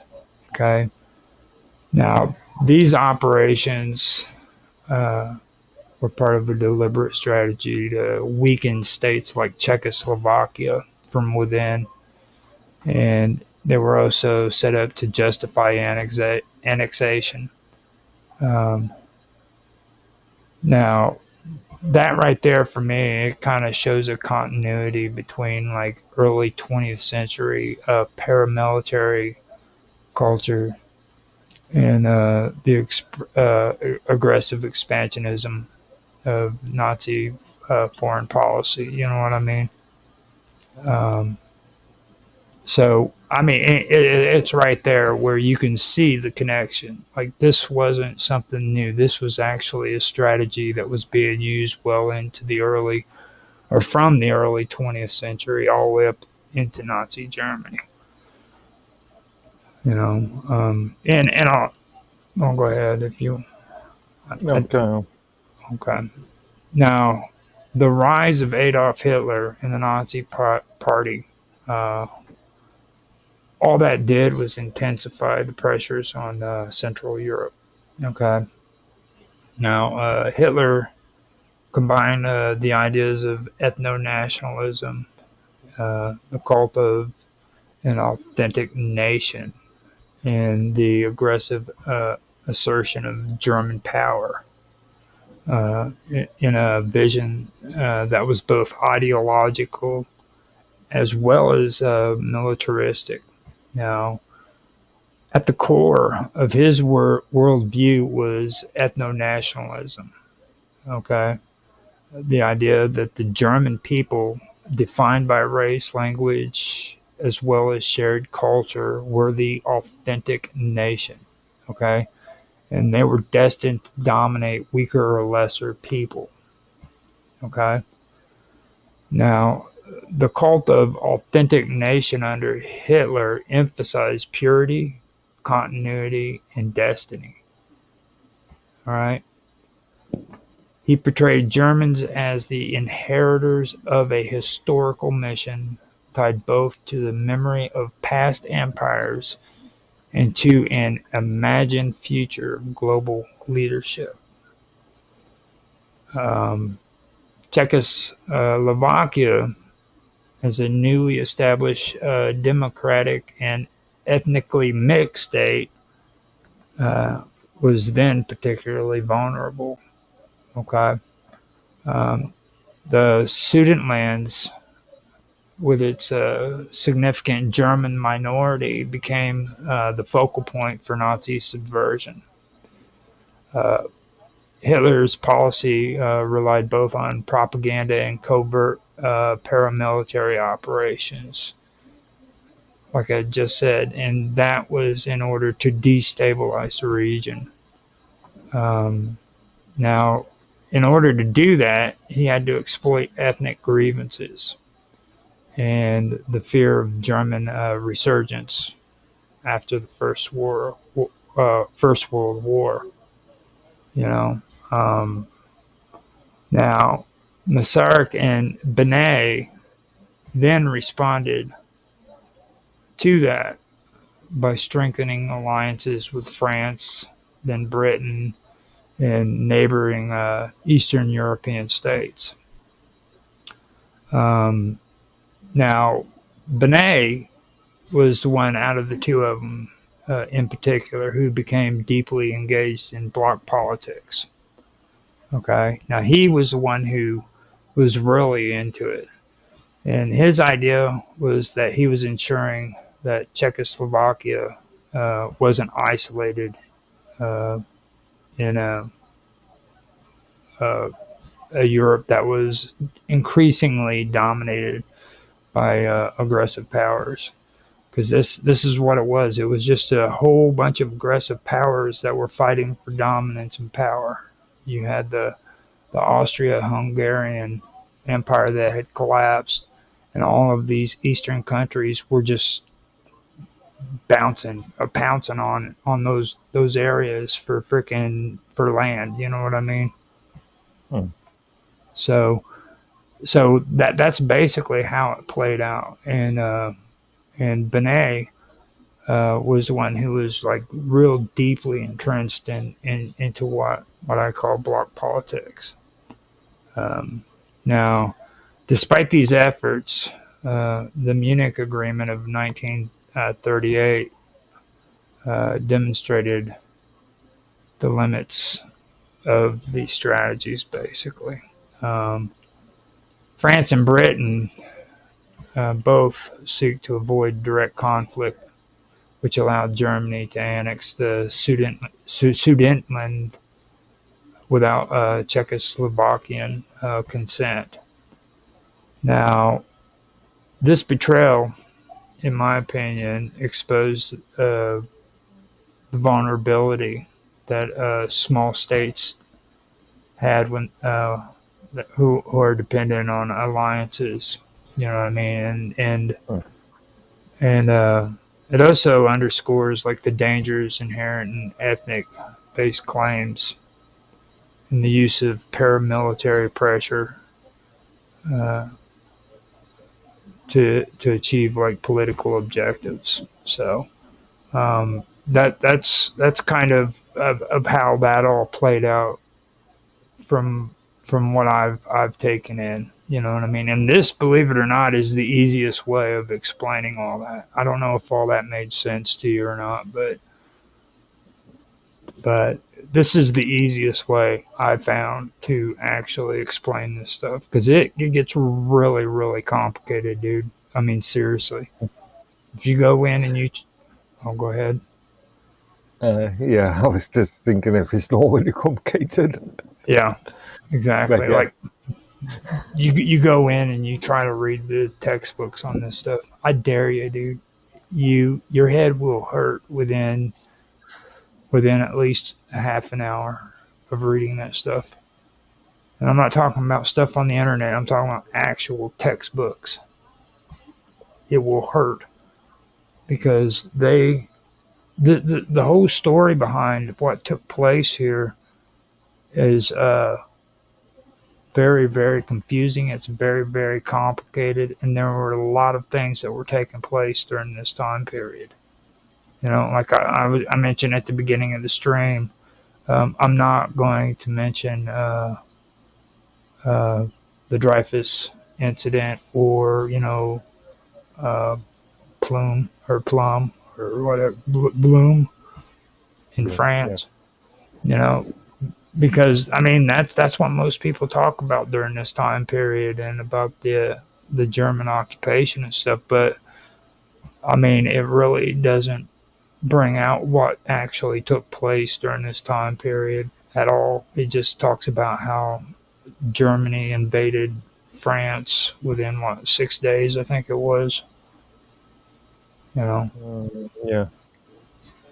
So I thought that would be important before we started getting into fascism, because I know this is the area where your eyes are going to start getting all bright and you're going to be happy to talk. And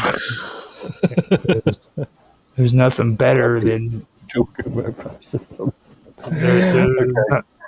There's nothing better than talking about freaking fascism. You know what I mean? Like when you, especially when you're talking to socialists, like freaking when you're having an argument with a socialist over freaking fascism, dude, they come up with like the craziest stuff you ever. Actually, fascism is, you're talking about the Italian concept. I'm talking about. You've got to be very careful here because fascism. I'm talking about any form of fascism. What they define as fascism. Okay, as the modern definition rather than the actual definition. We can talk about the Italians and their form of fascism too, because I'm going to be bringing some of that up, but also the German. I mean, as I've said before, the terms Nazism and fascism has been misused in recent decades. I would go even farther than saying decades. I'd say within the last half century it's been misused. Well, obviously within the last 10, 15 years. Yeah, I think they were a little bit smarter about fascism back during the 60s, considering it was what, just a short period of time after World War I. Like, Like most of the World War people who served in World War I were still middle aged, or World War II. I mean, were still Yeah. like they were Mm. still middle aged, but like from that point on, I'd say around the 60s and the 70s. After that time period, just everybody screwed it all up and got the information messed up. As far as we, both of us are concerned, we're talking about our grandparents' time. Yeah, exactly. Yeah. Now, among all this turmoil that I've just mentioned, okay, fascism emerged, and this emerged as a radical alternative to everything that we've just been talking about. Okay. Now, unlike socialism, and a lot of this, okay, is something that I'm going to be talking from my point of view, like me and Mark has been discussing. Right. So this is my point of view, and it's actually not just my point of view, but it's other people's point of views too who have argued this stand about fascism. But intellectuals are tedious and they're mind-boggling because they refuse to accept the facts when they're put right in front of them. Okay, when you It look at depends on which intellectuals you're talking about. yeah, all right, They're I'll give still you that called one. intellectuals. Yeah. Now, I'm going to point out point blank facts about freaking what fascism is supposed to be. Okay, and I'm going to also talk to you about socialism, and I'm going to show you something. Okay. Um, Okay, I'm also already going to feel like I'm going to disagree with you, but carry on. okay. So, unlike socialism, which sought basically it supposedly seeks equality through international solidarity or liberalism. Um, okay. Progressive liberalism again. Now, Yeah, yeah, you're conflating. well, no, I'm talking about modern liberalism, which Okay, okay, is okay, no, I'm okay. not. I'm not talking. If I I've got to say get my, if I say my if I'm referring to classic liberalism, I'll okay. I'm say going to have classic to get my liberal. head in sort of Generation Z sort of Okay.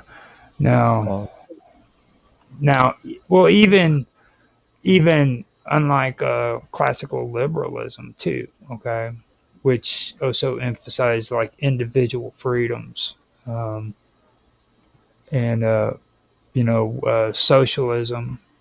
It saw equality through international solidarity and stuff like that. Okay, unlike those two things, fascism um, fused nationalist state control and militarism into one single ideology. Okay, now it wasn't socialism in the redistribution or redistributive sense, because wealth wasn't spread downward but upward instead.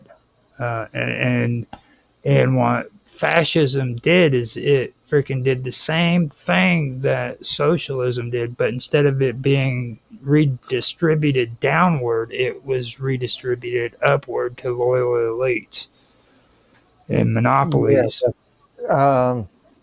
Again, I don't like your usage of the word socialist on this point. What you're talking about is more Marxism. Again, my old argument about Marxism and left and right being the same side of the same coin. Okay. Well, The coin being socialism. Um, now I is get socialism about redistribution of wealth to the lower class? Yes, yes, but you can also make the argument that right wing socialism. It's about distributing to a national body, which then Right. gets redistributed back. Now, this is the beauty of it. This is the beauty of it, though. Okay, and you've hit on a good thing. This goes even further because nor was it like pure capitalism. Okay, and that's because of the free market. Okay, now the free market was subordinate to political goals and strategic planning. Okay, instead, fascism it created an authoritarian system where resources, jobs, and contracts were distributed through regulations and state qualifications. Okay, and this would be monopolies. They use these programs to create monopolies, and they would funnel these, or they would just distribute all of these jobs and all of these resources to freaking people who were, approved by the government through regulation and approval, basically, in state qualifications. You know what I mean? Oh. Now this is where it's strikingly similar when it comes to socialism and redistribution. The only difference between fascism and socialism is that the redistribution takes place with socialism downward to the freaking to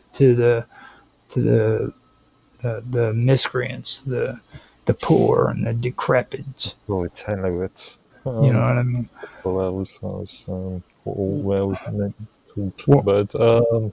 Where fascism did the complete opposite, and it created monopolies and force and redistributed it to the elites and the corporate freaking people who were in favor, or who the government favored. You know what I mean? There was no free market there whatsoever. But your concept of socialism, what I would call Marxism, it's the same thing. I've never but differentiated. on a much more wider sort of scale.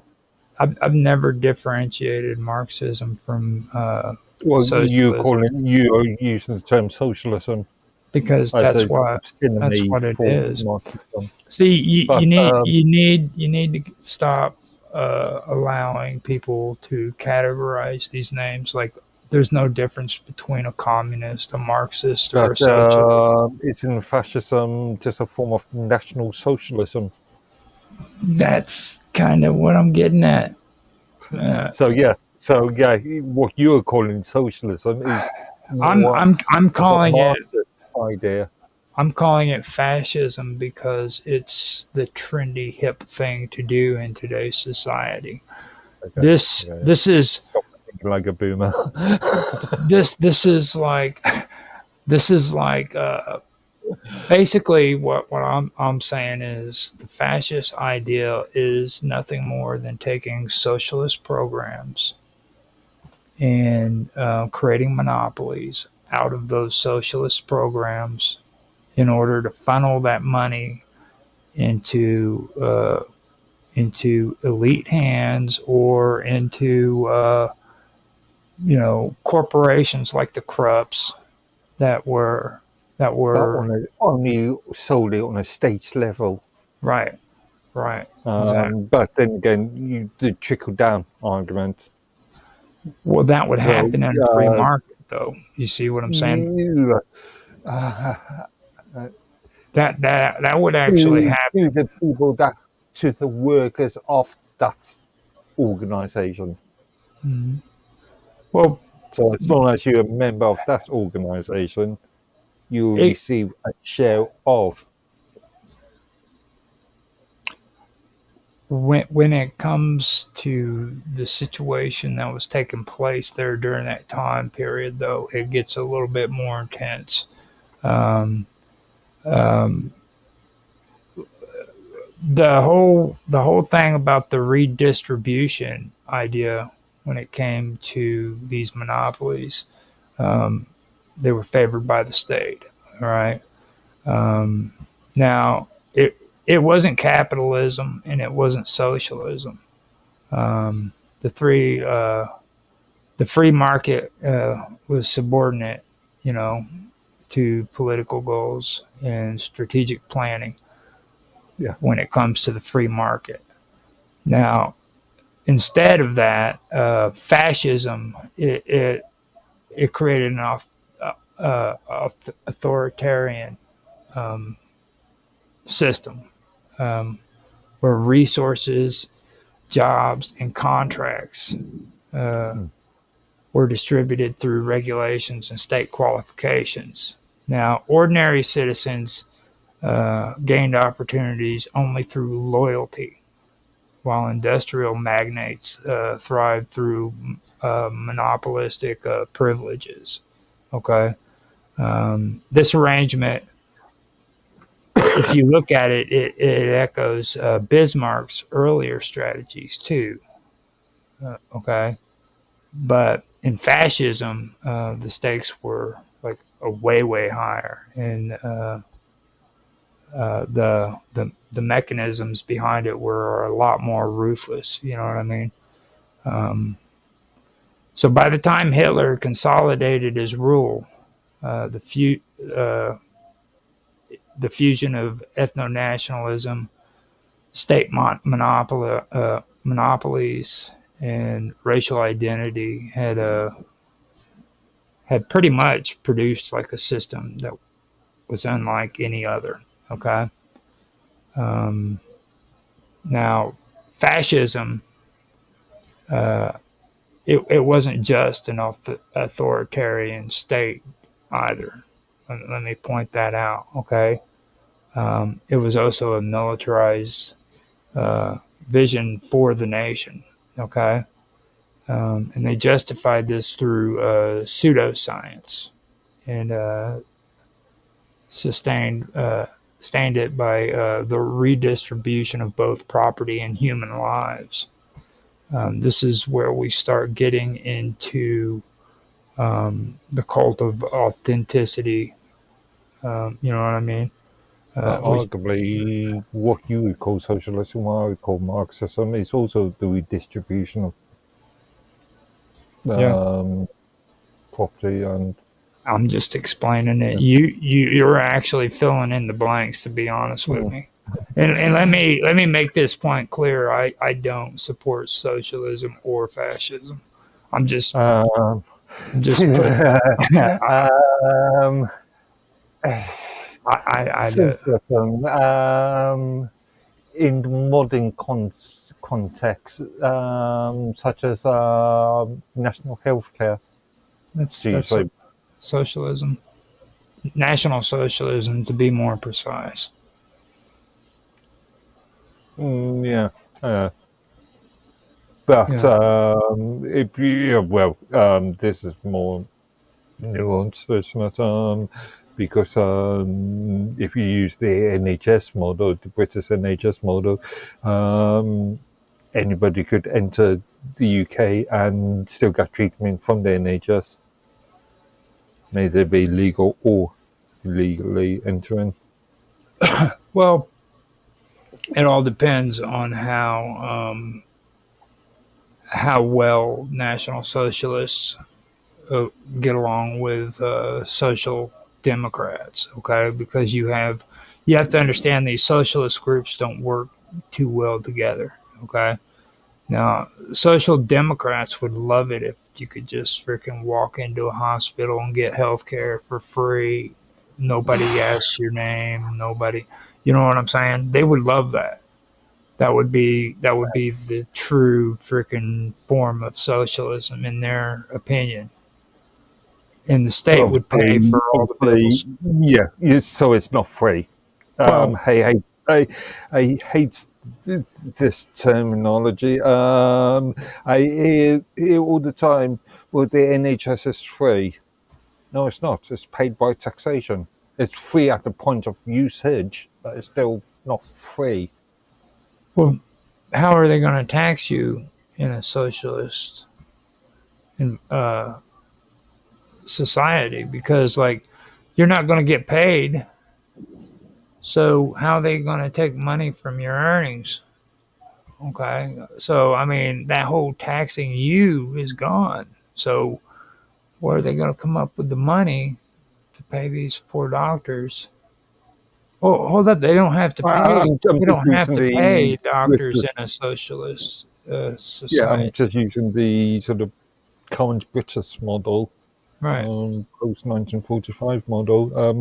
Yeah, um, Well, what as I'm far as saying, the it would yeah, depend on how the National Socialists and Social Democrats in England would, how well they're getting along, basically. Because it's all turned into a bartering system, basically. You know what I mean? You do this for me, I do this for that. yeah, Tit for tat kind of politics these days. So it would, and I was talking about the other day, what was it? The Independent Labor Party, and then you had the Labor Party. Now, the mm, Independent Labor Party was the more radical uh, socialist group out of the two. And they actually had, even though they were a smaller group, they kept their independence. And even though they were smaller, they still held influence over the Labor Party. You see what I mean? mm, So So that's kind of where I see that, where you would have to have these socialist groups actually in agreement in order for that to take place. mm. And I don't even want to guess how crazy that would be in England after last year. I mean, my head was getting ready to explode. And then Otto kept wanting to talk about what was the Fabian Society. I'm like, nah, dude, we're not going there. That's just not going to happen. Okay.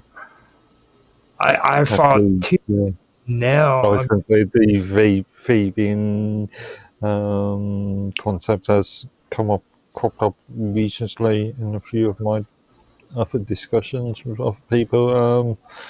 Yeah, Yeah. So mm, the cult of authenticity demanded purity. The economy demanded loyalty, and the ideology demanded sacrifice. Okay, that's what this new form of fascism was about when it came to fascism in Germany and Italy, basically. Um, so, with that being said, it has to be understood that the war wasn't just fought on the battlefields. Okay, it was also fought in factories, camps, and occupied villages, where the labor and the lives of like conquered people were consumed in the service of like German power. You know what I mean? mm, Um, the ethnic and nationalist tensions that had been simmering for decades were now weaponized for military goals. Um, where the 19th century had seen majorization policies and debates over cultural homogeneity, the 20th century saw entire populations uprooted and destroyed in the name of racial destiny. Okay. Now, the same forces of romantic nationalism that had once inspired dreams of freedom and unity were twisted into justification for conquest and annihilation at this point. Hitler's vision was aggressively militaristic, linking ideology to concrete strategies of expansion and conquest. All right. Um, Lebensraum, or in English, living space, it became a guiding principle. All right. Germany was to expand eastward to secure land for ethnic Germans. Uh, and also displace or eliminate populations considered non-German. Hmm. And they were also going to establish strategic dominance over Europe. Okay. Um, so military preparation and paramilitary organizations were very essential for this to take place. And that's where organizations like the SA and later the SS functioned both as instruments of terror and practical enforcers of expansionist policies. What was you going to say? I was just thinking, ethnically German or ethnically Aryan. Well, during when according to the Germans, they would say Aryan, but Yeah, um, because I'm thinking of the various Islamic factions that fought on the side of the Germans. now for me personally, I look at this kind of like as the pan Russianism and the pan-Slavic stuff that we were talking about, and their their their identity that they use to promote pogroms and ethnic cleansing and stuff like that. Okay, now Russia claimed to be like the savior of the Slavs, but the whole secret behind pan-Slavism or pan-Russianism is the fact that in order for according to their ideology, in order for the Slavs to be safe, Moscow has to be safe. So everything Mm. rotates around the survival of Moscow and Russia. You see what I mean? And that's the same thing that I believe was taking place with Germany. Yeah, they would throw out words like Aryan and everything, but it was true. True, it was actually Germany. You know what I mean? Ethnic German people was what their major concern was. Okay. And in order for the German people to survive, Germany had to freaking be strong. Mhm. That's my take on it. Does that sound good, or you have any arguments? Because I know you like to argue, dude.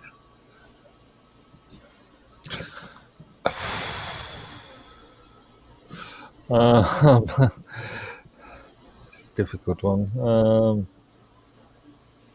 I'll have to think about that one I can. further. Okay, we can come back to that. Yeah. You can table that when you got your thoughts straight. And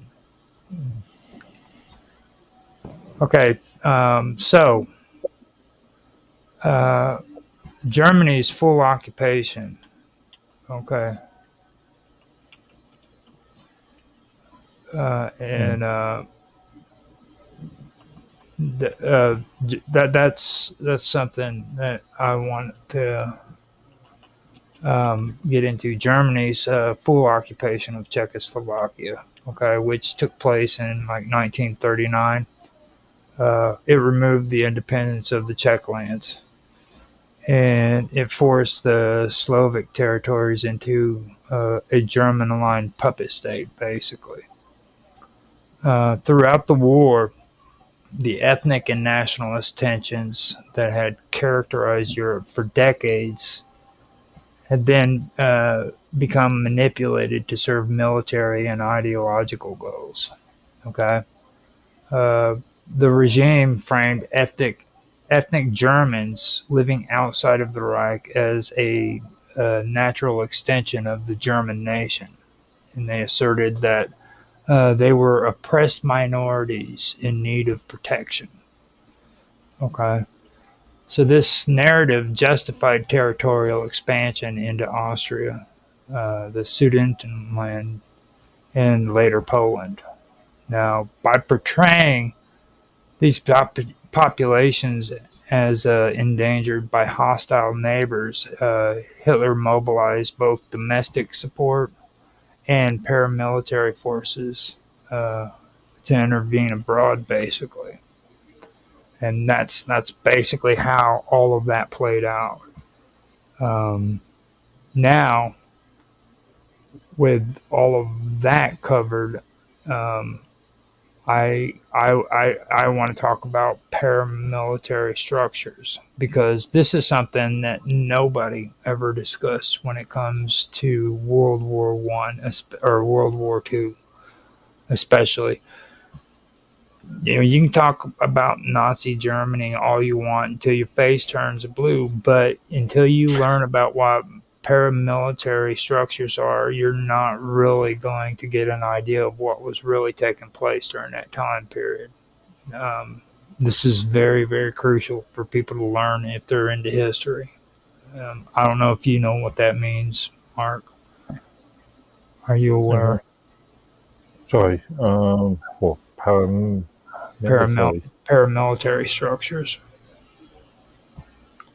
I've got a concept of, I but yeah, let you carry on. Okay, so Nazi Germany employed a systematic persecution of Jews, Romani people, and political dissidents and other groups deemed threats to the authentic German nation. Okay, paramilitary structures that had begun as instruments of domestic suppression in the Weimar era at this point were now being expanded uh, into instruments of mass terror and conquest. This demonstrated like the lethal potential of combining nationalism with ethno-nationalist ideology and militarized enforcement. Um, Fascist leaders didn't merely exclude minorities from political participation. They redefined them as biologically inferior and unworthy of citizenship.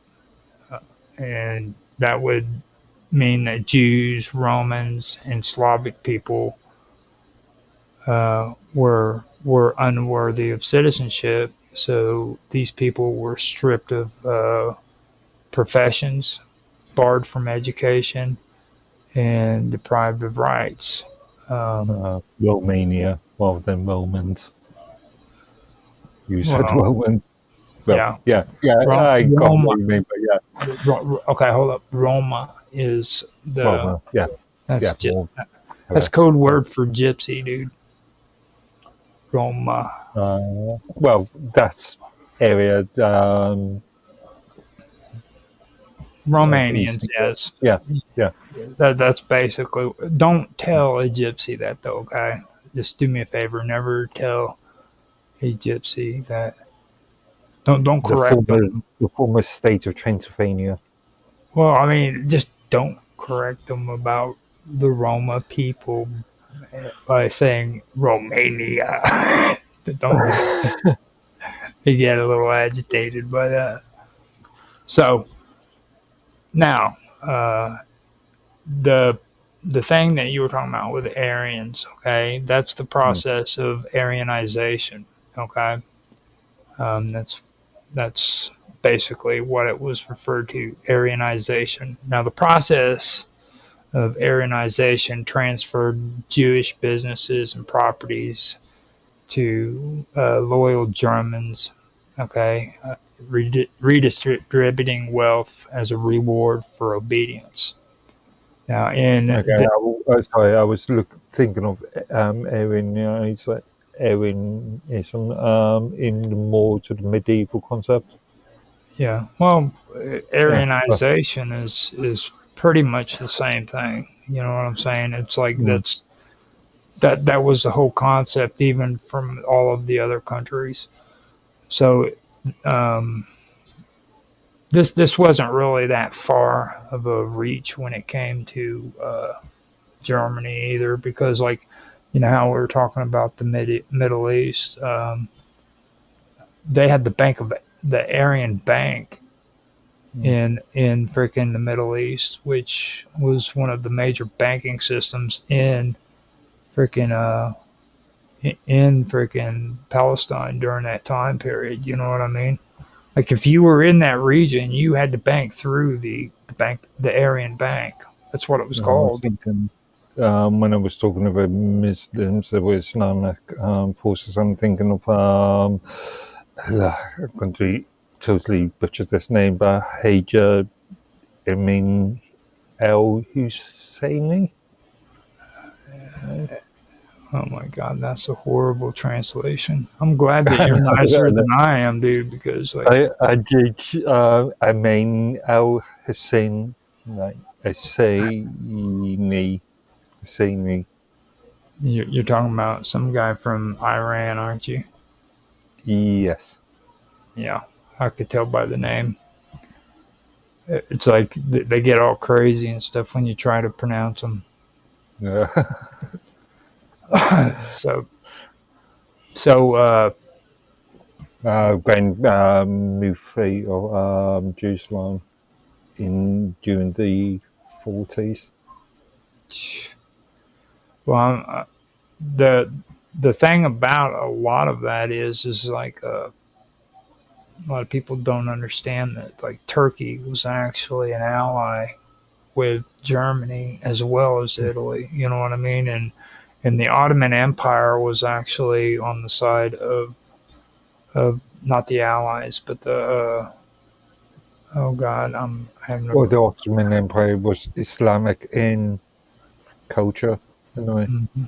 yeah, but it was from my personal view on that whole situation. It was actually a battle between empirical rule Yeah. versus uh, these new ideologies that were being introduced into Europe. You know, so. The concept of some Muslims seeing that the collaboration with Germany and Italy as a form of liberating the lands from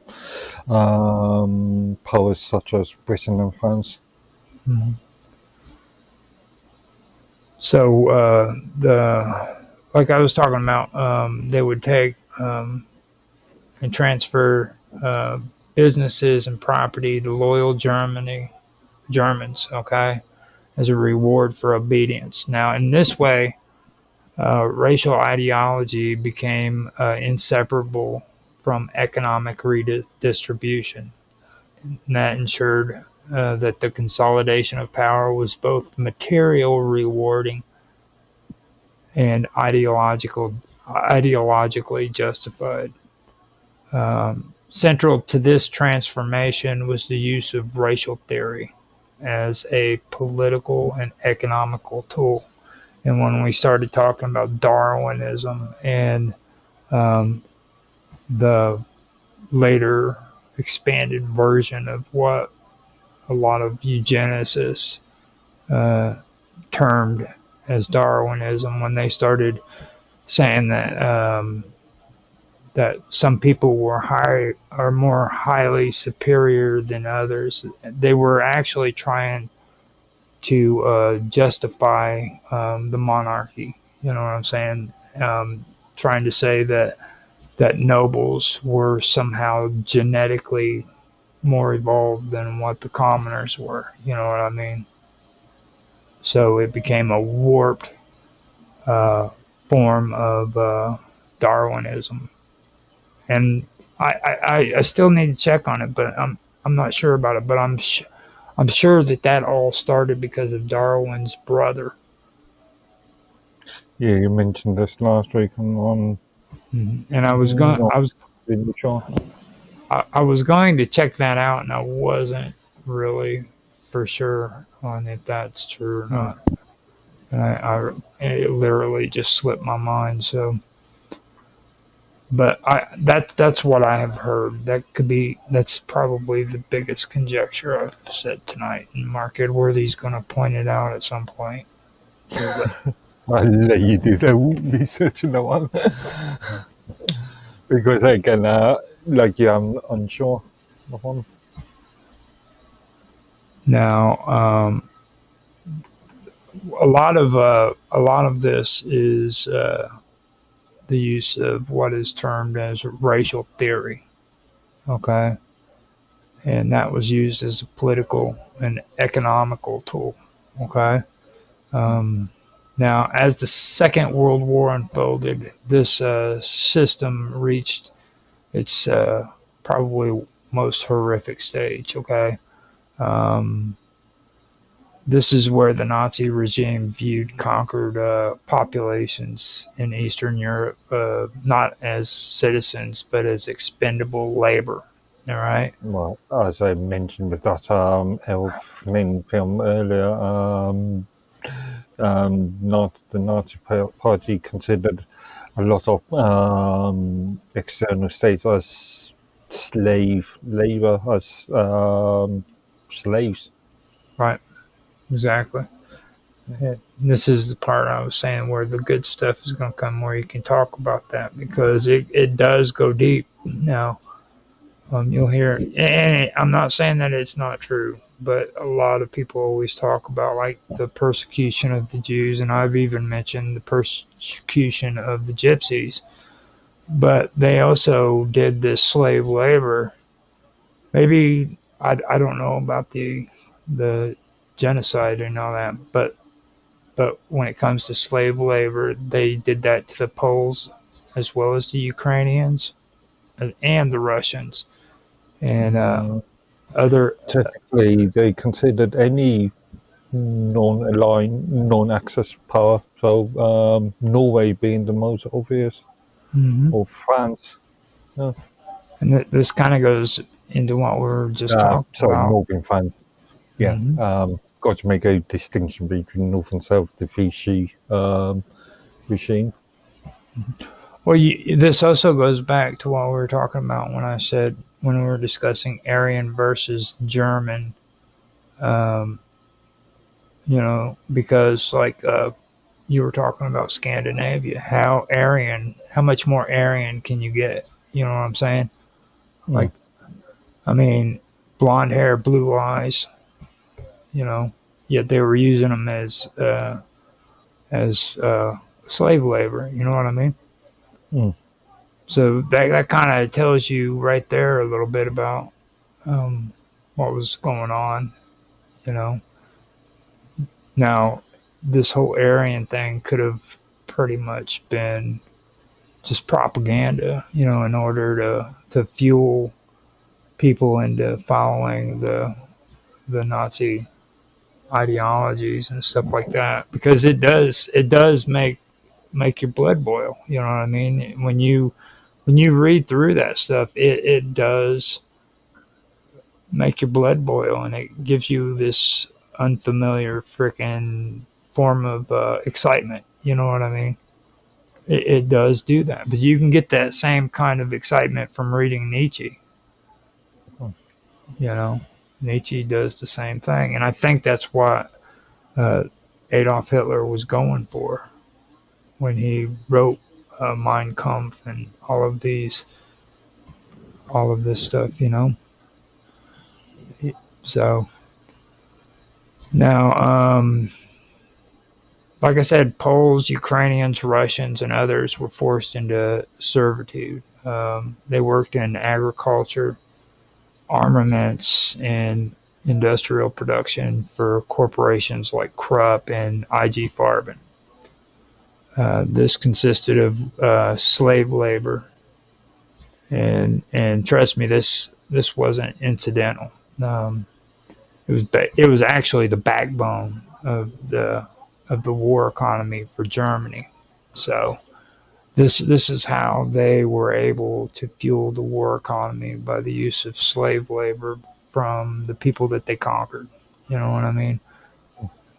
And from the people also that they put into concentration camps, like the Jews, the Roman, or the Romanians, not the Romas, the Romanians, and That, what they considered as political dissidents and being right, firm, and that didn't meet the criteria.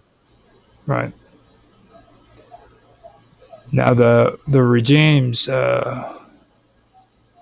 racial ideology also declared that these people were uh, these that these people nat- were naturally suited for toil work. Um, while their this disposability, I guess, disposability. While their disposability paved the way for their eventual extermination, and that would consist of uh, people like the gypsies and the Nazi or the Jews. Concentration camps expanded from sites of detention into centers of forced labor and eventually into death camps. Uh, the transition from exclusion to exploitation, then to annihilation, it wasn't like a sudden leap. Um, it was actually, if you go according to the system's racialized economics, was actually like a logical extension. You know what I mean? I know that that doesn't sound very humane, doesn't sound very right, but when you look at what they were doing in the system that they had, it was only the next logical extension to the process, basically. You know what I mean? So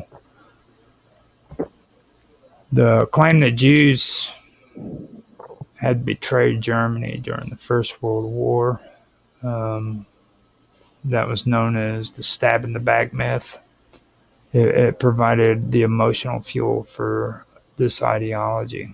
Um, and just things of that nature is what they use to fuel this kind of belief system. You know, I've done research over and over and over and over again, and I've found no evidence that proves that the stab in the back myth ever happened whatsoever. Read. Yeah. You know, but Yeah. to this, Yeah. Piece of propaganda. you're, At the end of the day. you know, but I haven't. I've found absolutely no evidence whatsoever that any of that actually was true whatsoever. None. As a matter of fact, before World War Yeah. II, Germany was the greedy bankers that freaking were mistrusted. You know, Yeah. The old cliche of Jews being the banker, being the world bankers, and being the world is just a form of propaganda yeah. on most of it. Yeah. But to this day, I've found no evidence, no incident to substantiate the claim. Um, now, Arguably, this goes back to sort of Roman mythology or Roman sort of propaganda. well, I also think that it has to do it gained traction probably mostly among those who just could not accept defeat on the battlefield. You know what I mean? It most likely went back to the defeat after World War One is what it was. They just could not Okay, accept it. okay. I was going to go back even further and make an argument that it could actually be more Christian propaganda. The the argument of Jesus overthrowing the traders in the synagogue. Well, Argument. for me, when it comes down to all of that, which I don't think any of that is new under the sun, and it's like a lot of the issues we're having today. If you take a look at history, you can see a lot of it replaying itself. And the reason why I say that is I don't think in this way myths and lies are very good. I think they became like as powerful as material realities. You know what I'm saying? And a lot of times these freaking myths and these lies were so powerful that they shape policies and as with Germany, you know, it culminated into genocide. You know, so I mean, that right there is in front of your face. There's no way of denying that. I've heard a lot of people talk about like Jews playing volleyball and tennis in concentration camps, and it just turns my stomach. You know what I mean? Because this is real stuff that actually took place. You know, and people died. You know, our countries fought against these people because of the genocide and because of the cruelty that they were doing to other people. You know what I mean? Those are the facts. Nothing else matters. Those are the facts. And when I hear people talking Nazi propaganda in today's world, it really upsets me, and that's why I have such an issue with it. And I know you've heard me do that before on other shows. You know what I mean? But that's why I get so frustrated is because I've actually studied this stuff and I've seen a lot of, and this is the watered down version. I did this in a sanitary way so that I wouldn't get angry, you know, literally, because there's so much evil that came out of this period that I can't have an open up conversation with it, or I will get angry and I will lash out and I will start calling people Nazis. You know, it's sad. It's really pathetic when you see that too. By the way, nothing worse than seeing me call people Nazis. I've seen you do that. Yeah. Yeah. So, with all of that, I'm wanting to end this World War II thing altogether tonight. So before we end this, is there anything that you want to bring up that we possibly missed, or just something that you wanted to add in to the conversation before we end it? Because after this, I want to go into the EU. I don't even want to mess around with the rebuilding of Europe. I just want to start at the EU. Okay. You know? Quite a leap. Well, we could do the rebuilding of Europe, but we're going to have to talk about things that a lot of people today have considered to be conspiracy, which isn't. So you could talk about the sort of Russian, post World War II, because if you're going to talk about the EU or the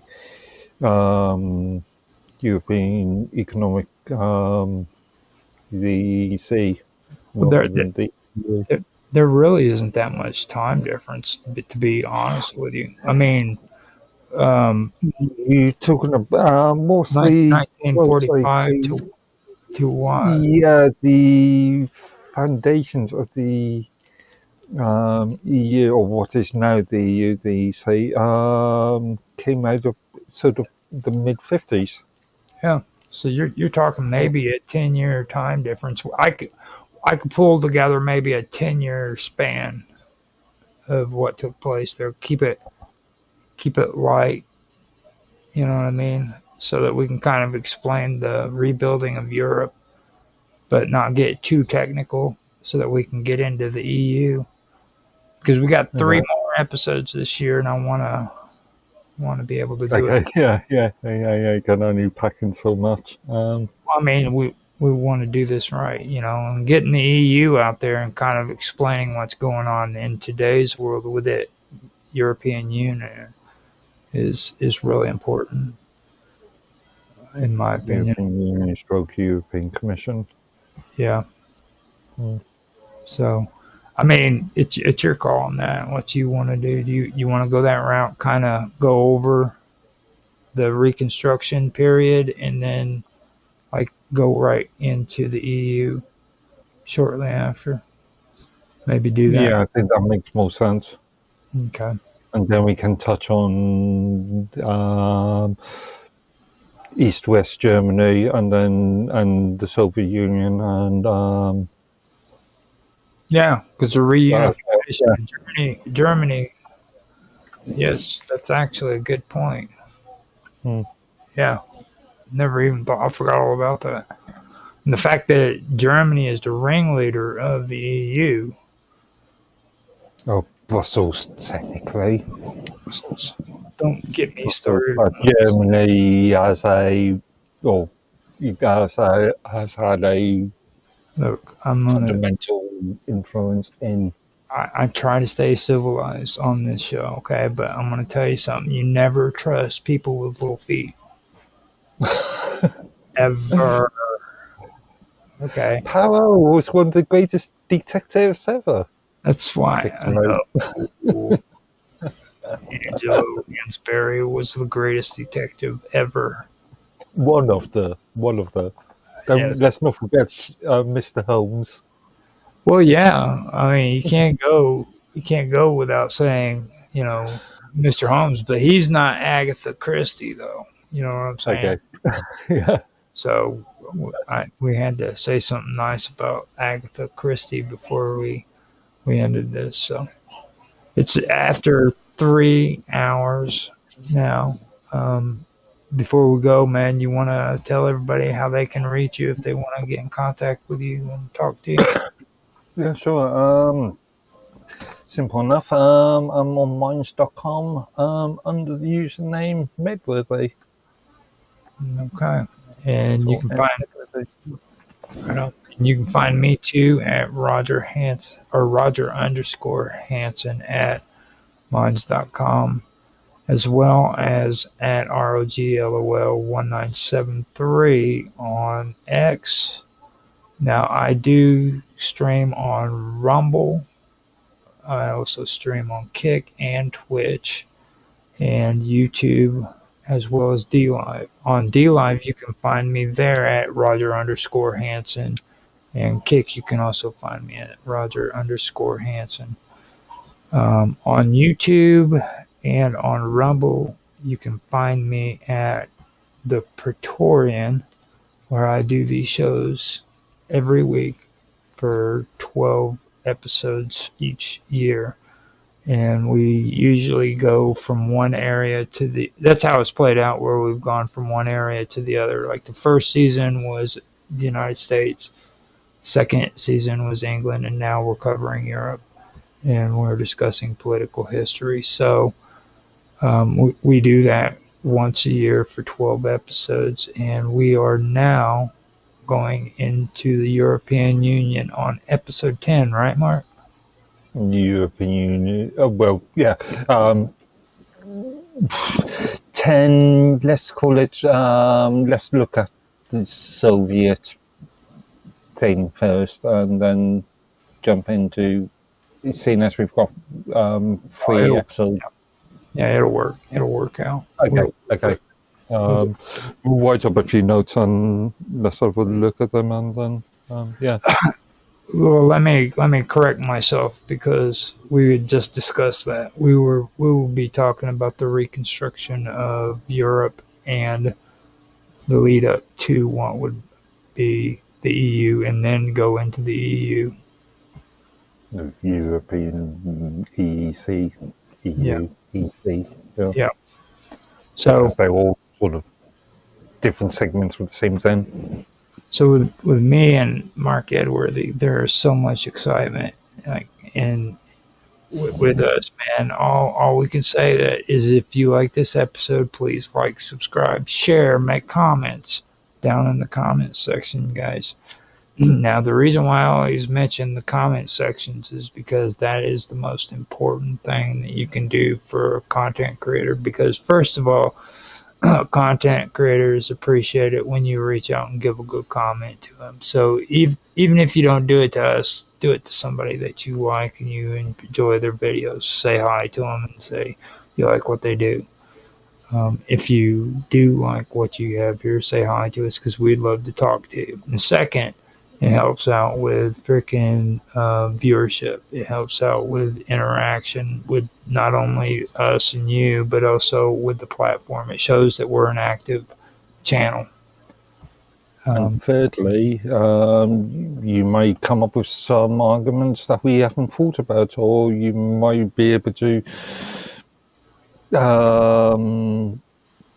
add to something that we've talked about, or disagree. Exactly. Or you can just call us bold-faced liars and say that we don't know what the hell we're talking about. We don't care. We just want to hear from you because we're pathetic losers and we need friends, guys. Interaction is good. Interaction is good. Okay. So I hope you guys did enjoy. And with that, I hope you guys have a good night and we will end the show. We'll talk to you later.